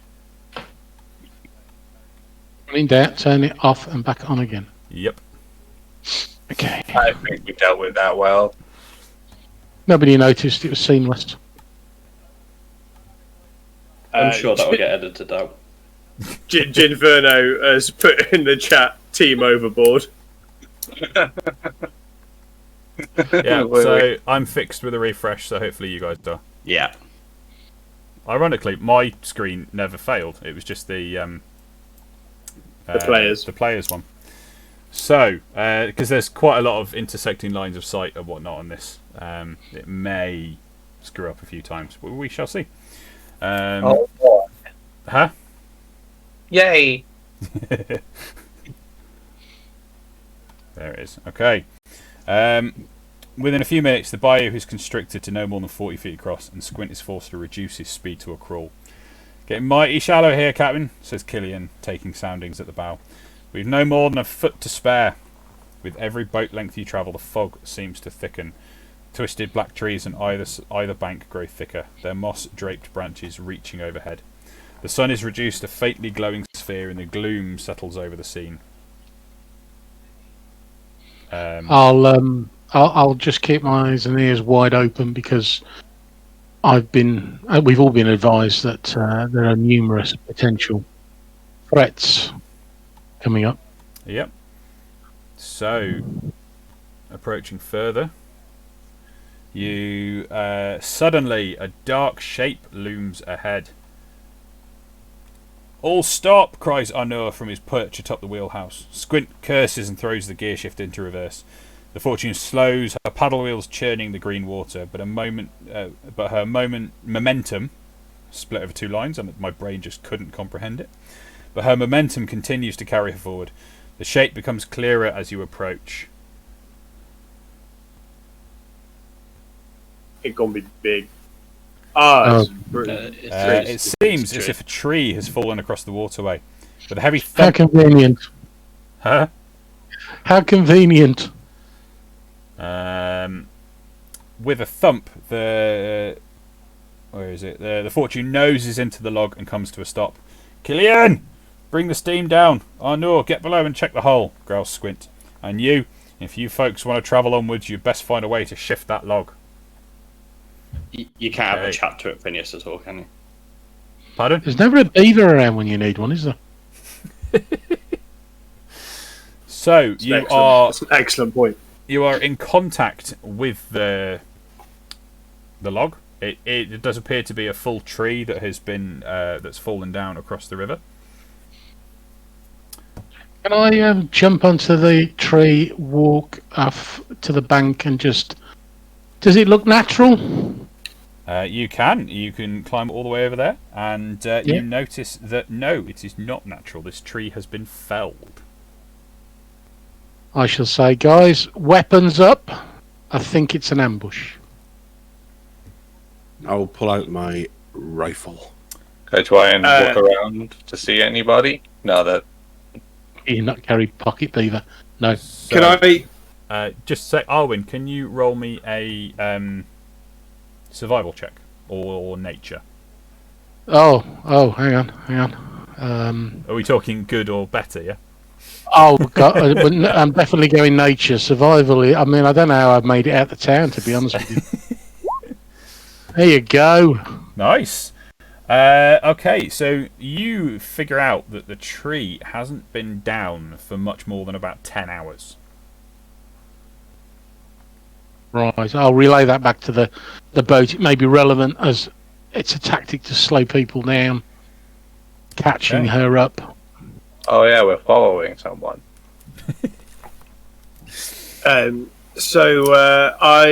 I climb out onto the tree safely from the boat? Because Yes. is it like that close? Yes, you can climb out onto it. Whether it's safe for you balancing on it is another thing. But yes, you're close enough that you can climb out onto it.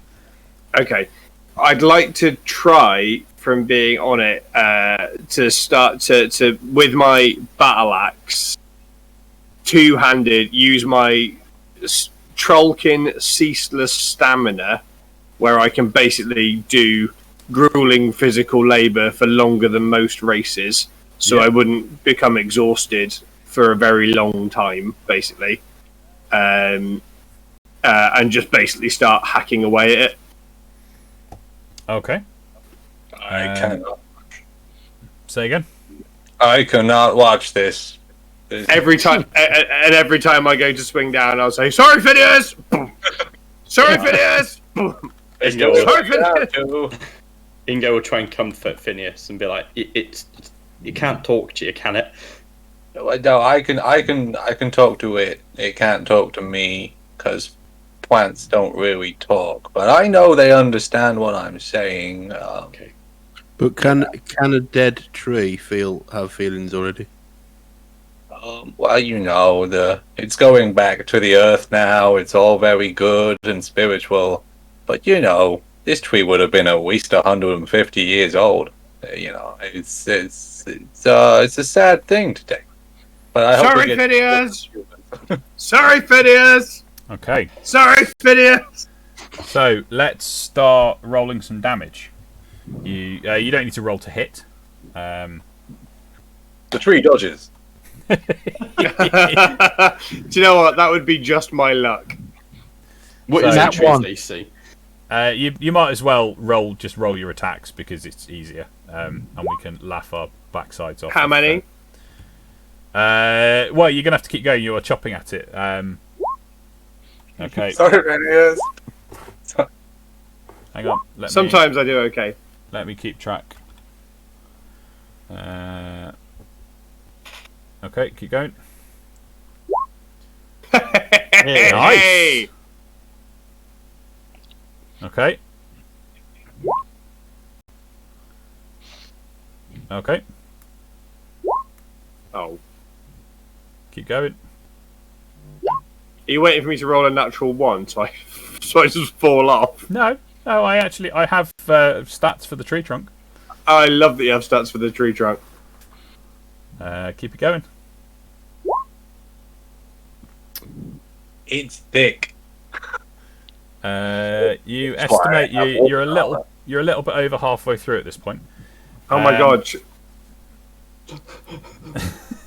And We're all just watching him. as you're doing that, can everybody please roll initiative? So Sorry, open my- so I've got just over halfway through. Just so we're clear on this, Solix is just gonna keep hammering through this tree. So it's up to you guys to deal with whatever it is that's going on. Okay.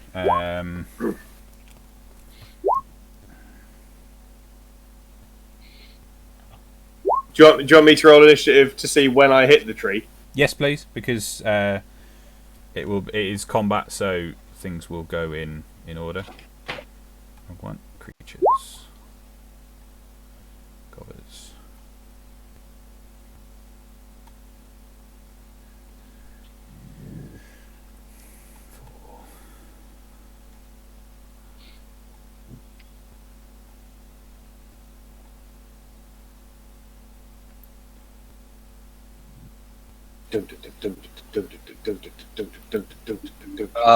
How is it? Dim light, or is it dark?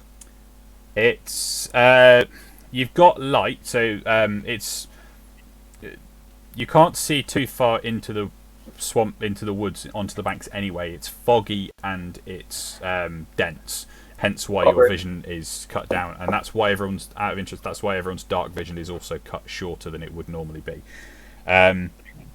However, the light where you can see, the light is good enough. So what I've done is I've given the boat a light, so you can see around it. Okay. Which is probably why you can't see much more than the tree itself. And Arwen's like just on the edge of your vision, isn't he? Yeah. I can see a gobber just one square up from Arwen. Yeah, That's about it. One square. Right, you can see him, can you? Up to the left. Wait. Alan. Cool. Yeah. 2, 4, 6, 8. Am I trying to appeal to them before? I can vaguely see these two, but that's just me being metagaming if it would be anything. Okay. I'm going to roll collectively for their initiative.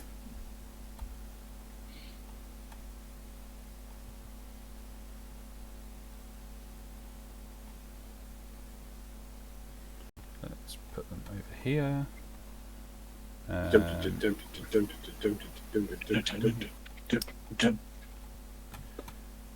Let's just use you. And Oh man.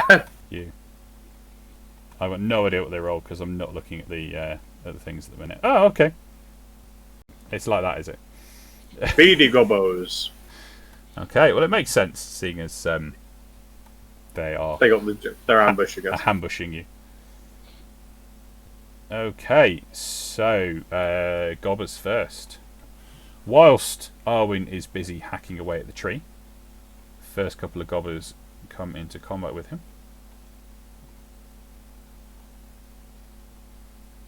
Jeez.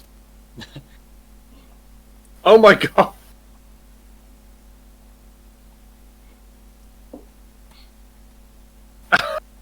Oh my god, how many are there?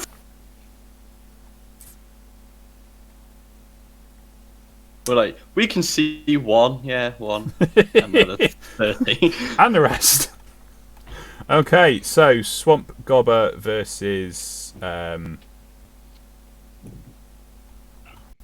then. It's going to be a dagger attack. A 12. Nope. And a 9. No. And we shall have some dart attacks. I believe they're going to be, disadvantage across the boat. So 1, 2, 3, 4 dart attacks. We'll go one at Arnur, one at Tok, one at Ingo, one at Phineas, in that order. For Mrs. Arnur, a 14 against Tok. You're in cover as well, actually.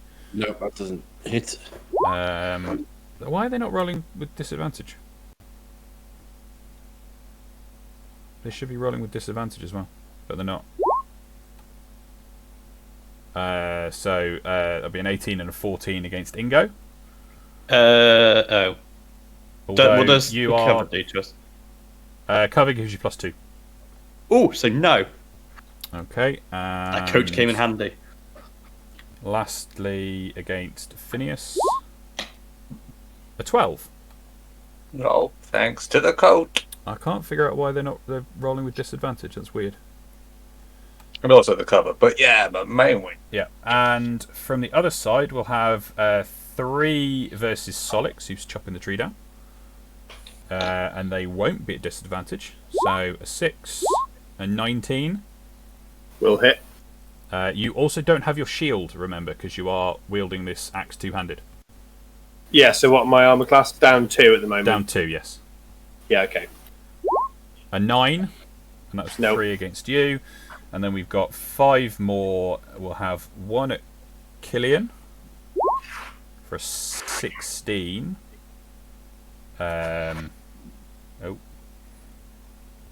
Killian's armor class is 15, but he's on the boat, so he's got cover from the gunnel, which misses. 1 at little Leto. Not Jared. That hits. Jared's the king. Ooh. That hits, doing 4 points of damage. Oh dear.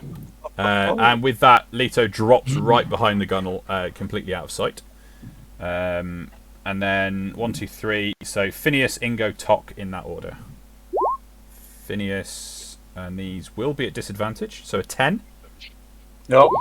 A 10 against Ingo. No.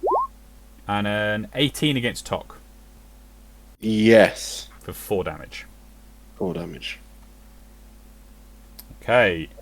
Next is approaching out of the darkness up the top. Appears to be a slightly bigger, slightly better dressed Gobber, who walks up behind and throws a dart at Solix.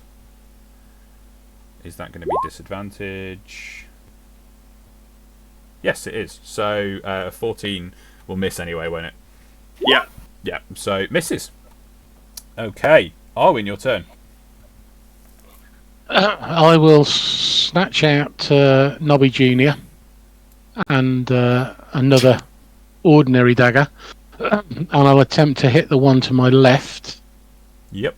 With Nobby Jr. Does the 9 hit? A 9 does not hit, no. Okay, I will attempt to hit the guy to the right of me. 12, does that hit? 12 does hit. Okay, So so this one takes 6 damage, is it? Hang on. Yeah, you haven't got a sneak, have you? No. So 6 damage. This one up here, yeah? Yeah. Okay. I can also. What's my bonuses? Thought bonus actions. Cunning action.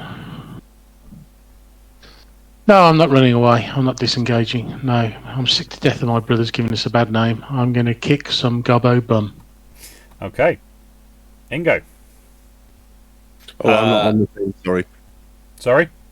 I'm not on the turn order. Oh, you know, what did you roll? 11.17. 11.17. Okay. You're supposed to have had the turn as well, aren't you? No, not now. that was based upon the homebrew. So, Oh, was that gone now? Was it? yeah. Yeah, Turn Ah, top. it's fine. 11.17, yeah? Yes. I can't believe I just said 0.17. Being an accountant, that triggers me. Right, I am going to try something special. I'm going to take out my rifle. Yep. And I'm going to do a rune shot. Okay. For those who aren't sure, there it is. And I'm going to imbue it with a trick shot.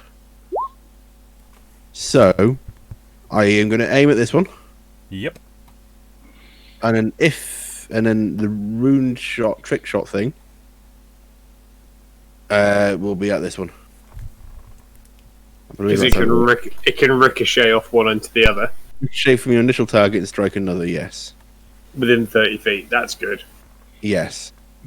So, with my rifle, Yep. I hope it hits.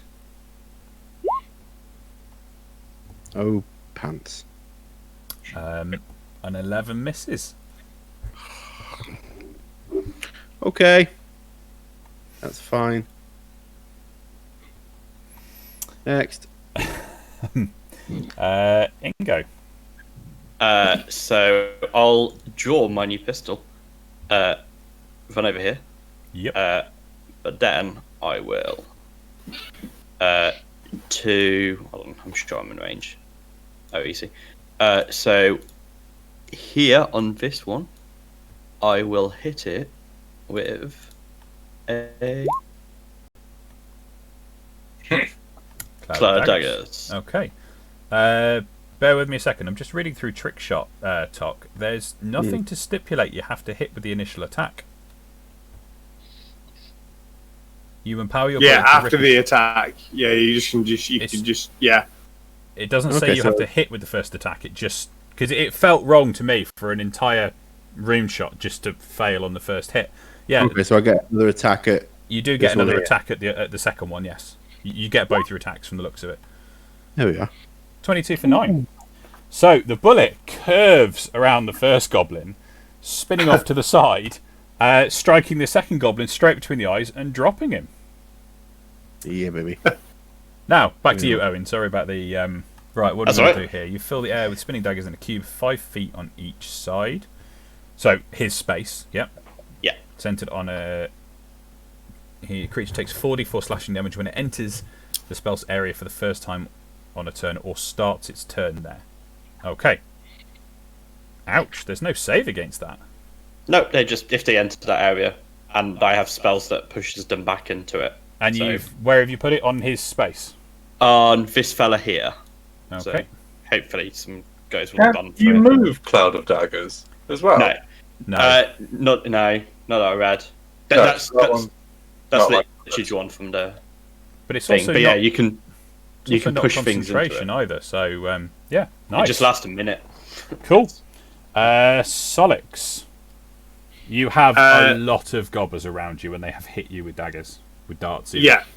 So Solix giving up on his original plan, of just kind of getting on with it, is frustrated at what is happening, and is gonna, now that he's wielding for the first time in this campaign a battle axe two-handed without a shield, is gonna come across to this guy here. Yep. And effectively attempt to play golf with him. Okay.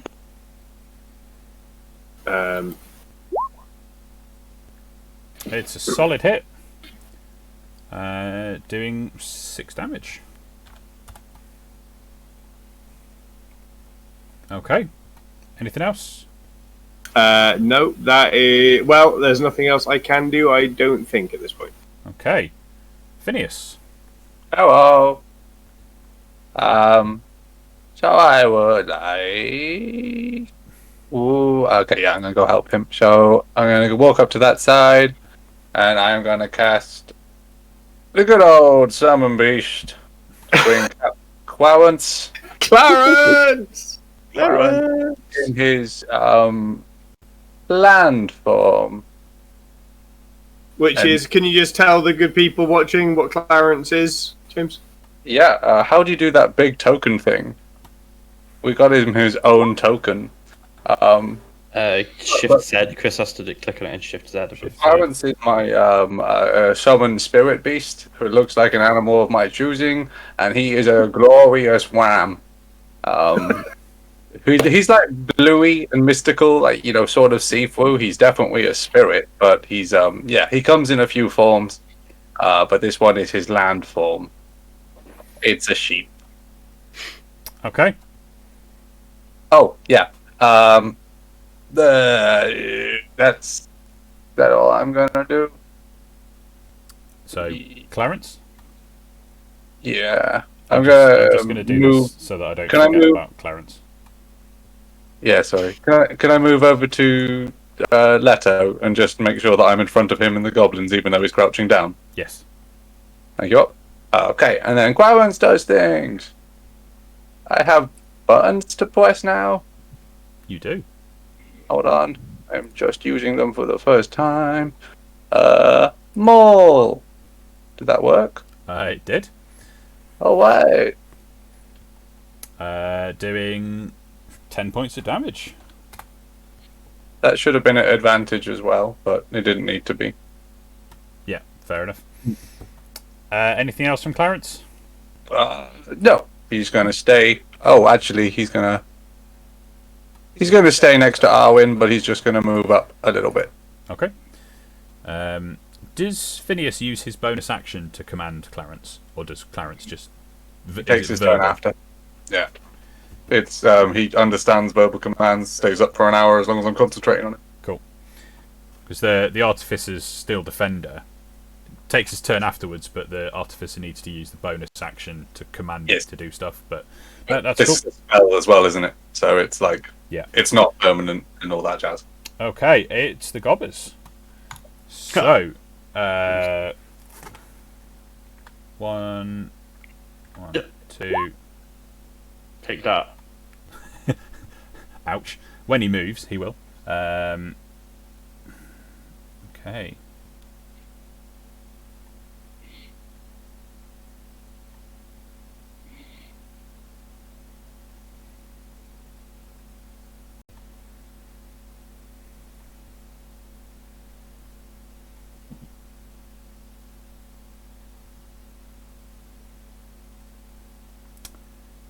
And he expires.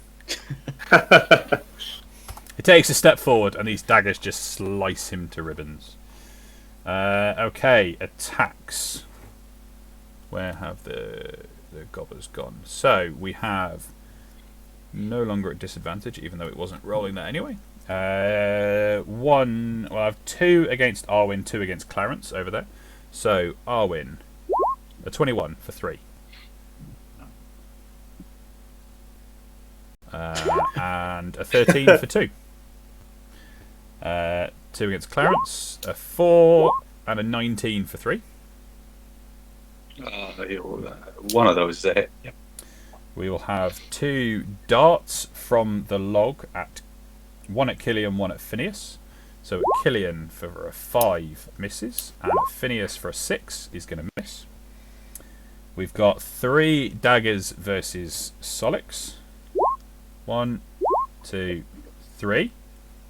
2 hit, doing 9 damage.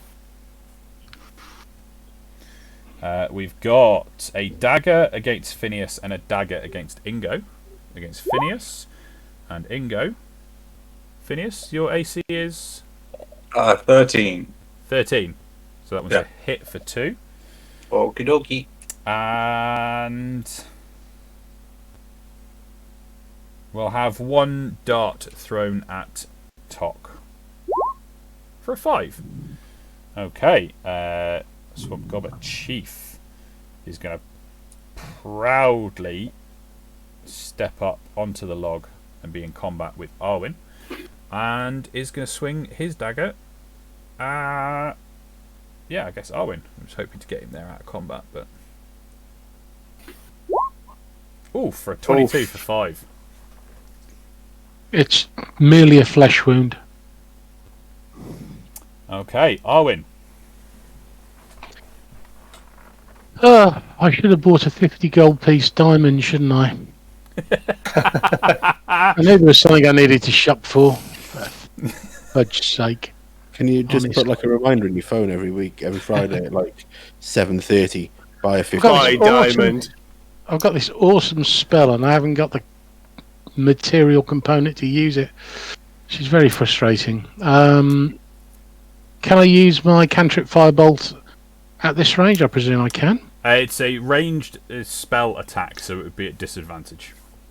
Is it? Because it doesn't. It just says up to 120 feet. It doesn't say. Yeah, if you pop it through the description through. So make a ranged spell attack against the target, which works the same as a ranged attack, and suffers disadvantage when you're engaged with it. Oh, fiddlesticks. I'm not doing that then. Okay. Right. Okay. Nobby Junior's coming out again. Yep. So here we go. 21 with that. Who are you attacking with that? Well, the chief, of course, is The chief. is- Okay. Yeah, So there's no Um, sneak on that, but that is a hit for 5. and he may as well have the second one as well. 14 for a 5. 14 is a hit for 5 more. There you go. No, it's not 5, is it? It's 3. Is it? Oh yeah. Because you don't get your your ability bonus. No sneak, no ability bonus. It's hardly worth being a rogue, honestly. Does he not get it from Quowens being next to him? No, for sneak you need somebody else in combat with your target, and he's attacking okay. the chief. I gotcha. Same for pack tactics. Actually, you need somebody else in melee with your target, rather than within 5 of you. Who's Right, that's done. Tok? Right. After the resounding success of the last one, I'm going to move up there. Yep. And I'm going to shoot this one with. I'm going to imbue a trick shot again. Okay. Or am I? Can I double up? So, can I do a rune shot and a thing called wild shot that I have? Wild shot. Oh, I don't think so. Who's your doggo? I don't know. Yes. Yeah, because it's not a rune shot. You'd only be able to do 1 rune shot, but it uses a spell slot rather than one of your rune shots. And Okay, then fair DM. So, if I was to do a trick shot, would both? no. No. Right. Okay, that's fine. I'll still do a trick shot, aiming at this one here. Yep. With the rifle. Le rifle.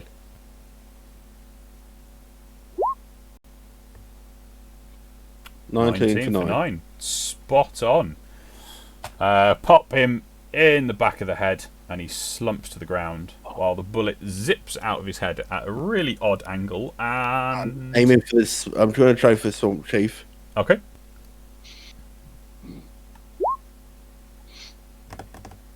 12. A 12 is not enough due to the combat. So it, Great damage. 15 damage. 15 would have been tasty. But no, because he's swirling around in the melee, the bullet just misses him, clips his shoulder, but doesn't manage to fell him. The best thing is, that's only 1 bullet, so I'm saving the economy and the planet here. less lead poisoning for the environment. Absolutely. Ingo. That is. Oh, sorry, Tuck. I'm done now. Okay, Ingo. Sorry, I just got to read something I realised. War and Peace. We'll see you in 3.5 years. 3.5 hours, 3.5 weeks. At that right? I think. Okay, I didn't realise. Bardic Inspiration is a bonus action. Why have I never noticed that? Oh yeah. Okay. The Bardic Inspiration is a bonus action, by the way. Thank you. I don't know why I'd never noticed that.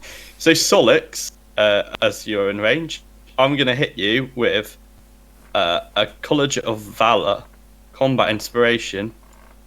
I can't do it. I can't click on it to give it you. But you're getting a Bardic Inspiration, which, because of my college, you can either use it to gain D6. Did you do something? Yeah, I did. Oh, thank you. When you're doing yeah, it, so if you click the little speech bubble, it puts it into the chat. Clicking Awesome, the thank you. word doesn't do it. Yeah, so you can either gain D6 on your hit, or you can gain D6 on your damage, or you can add D6 to your AC. That one, yeah. Nice. Just as like a one-off. You got 10 minutes to use it. You've got 10 minutes to use it. You've got the one die. Yeah, you can either add it to your attack roll, add it to the creature that has Bardic Inspiration die from you. Can roll that die and add the number rolled to the weapon damage roll it just made, or when an attack roll is made against you. Yeah, so you can use it normally, which is the D6 extra to hit, or you can use it to boost your damage, or you can use it to boost your AC. But I don't have to decide until I make the roll, right? Correct. Yeah. Sounds good to me. At level 5, I gave you an extra attack. Oof. That's Pretty good. And then I will shoot. So this one's not like a decent combat with me, or yes, this one tried to stab you. It is in melee with you. okay. I have my pistol out. I'm gonna shoot this one. Okay. I've heard talk shooting, so I want to have a go now. It sounds fun.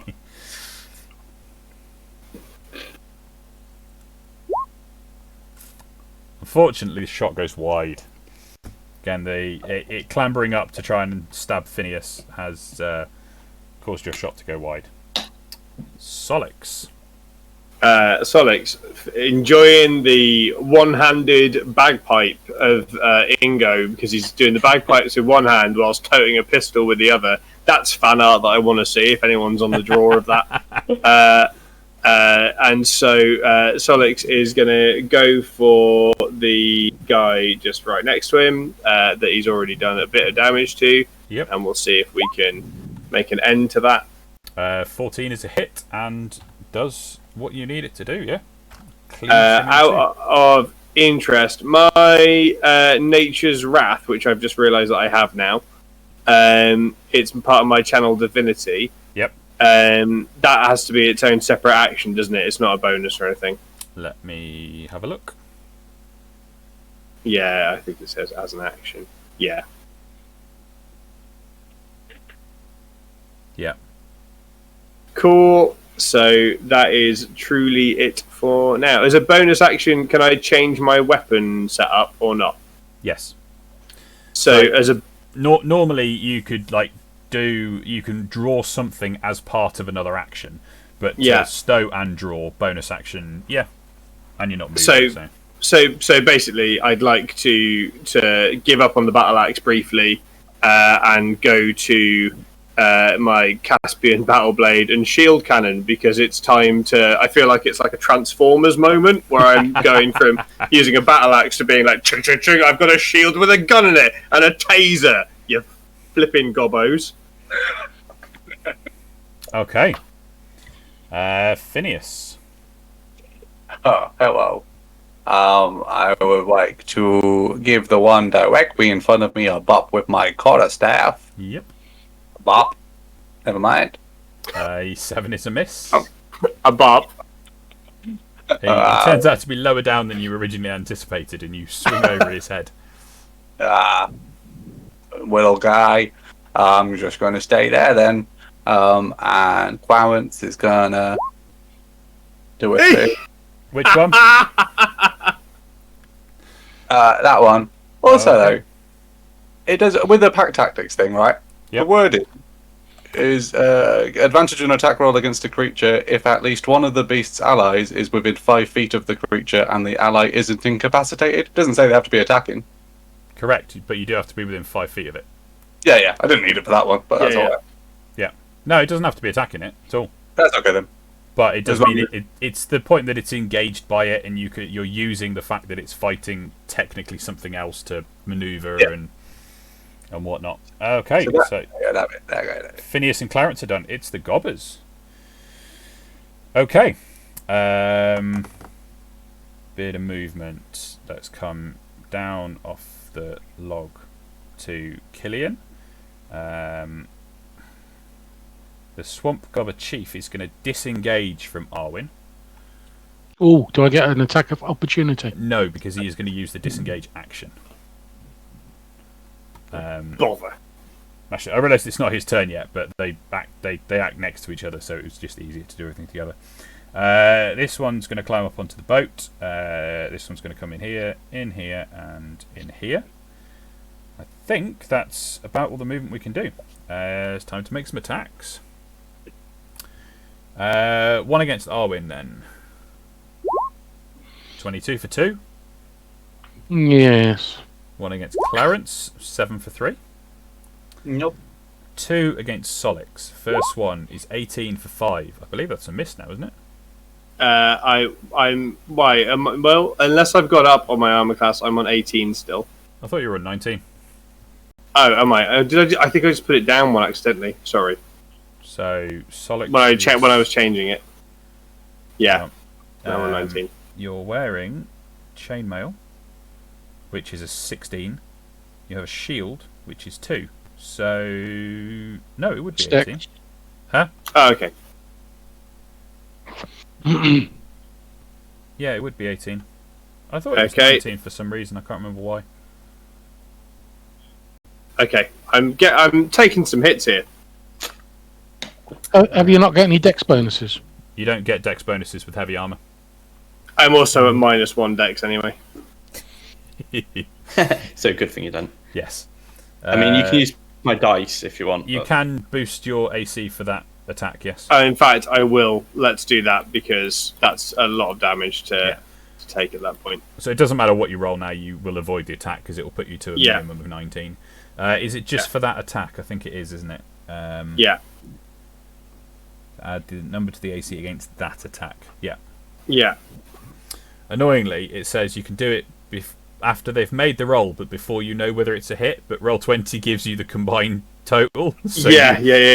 there is no point at which the roll has been made, but you don't know it's a hit yet. That was the first one, and the second one is a 5. It does not hit. We've then got 2 versus Phineas. 20. Oh. The 20 hits, yeah. 2 versus Ingo. Ooh, Oh. there's a crit in there. It's only 4 damage. damage though. And then we've got 2 versus Killian.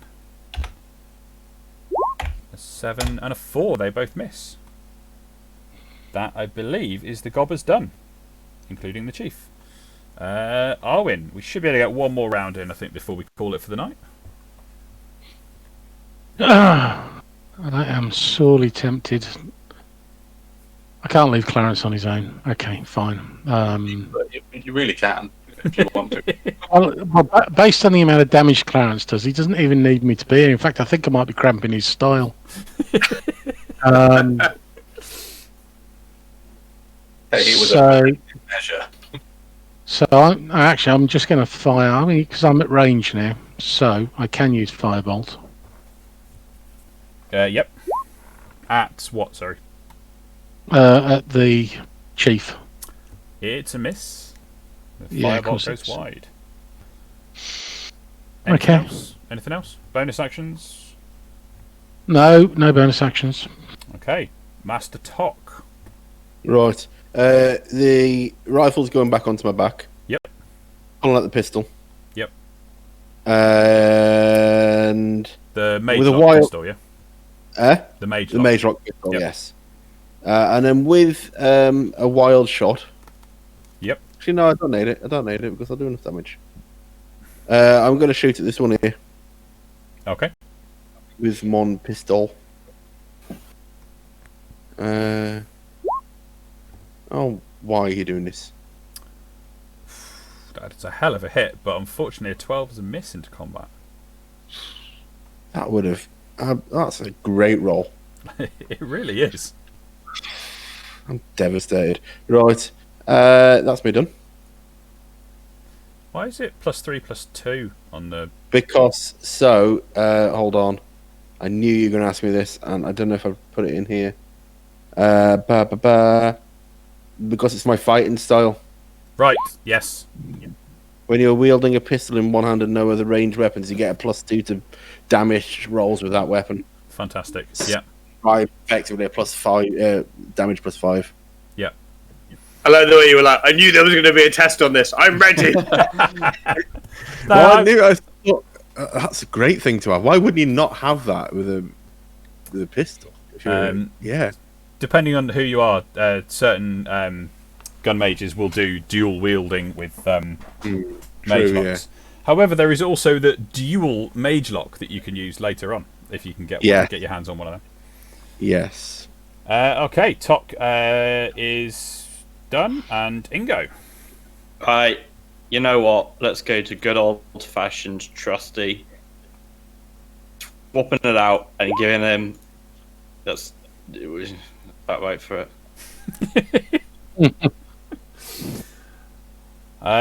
Anything else? Oh. Solid. Sorry, no. So, Mr. Chris, talk me through. So now I'm going to try and hit this one next to me with my Caspian Battle Blade. Let's go for that first. Yep. 16 for 10. You cleave him from shoulder to waist. And, don't need to use that lightning damage. No.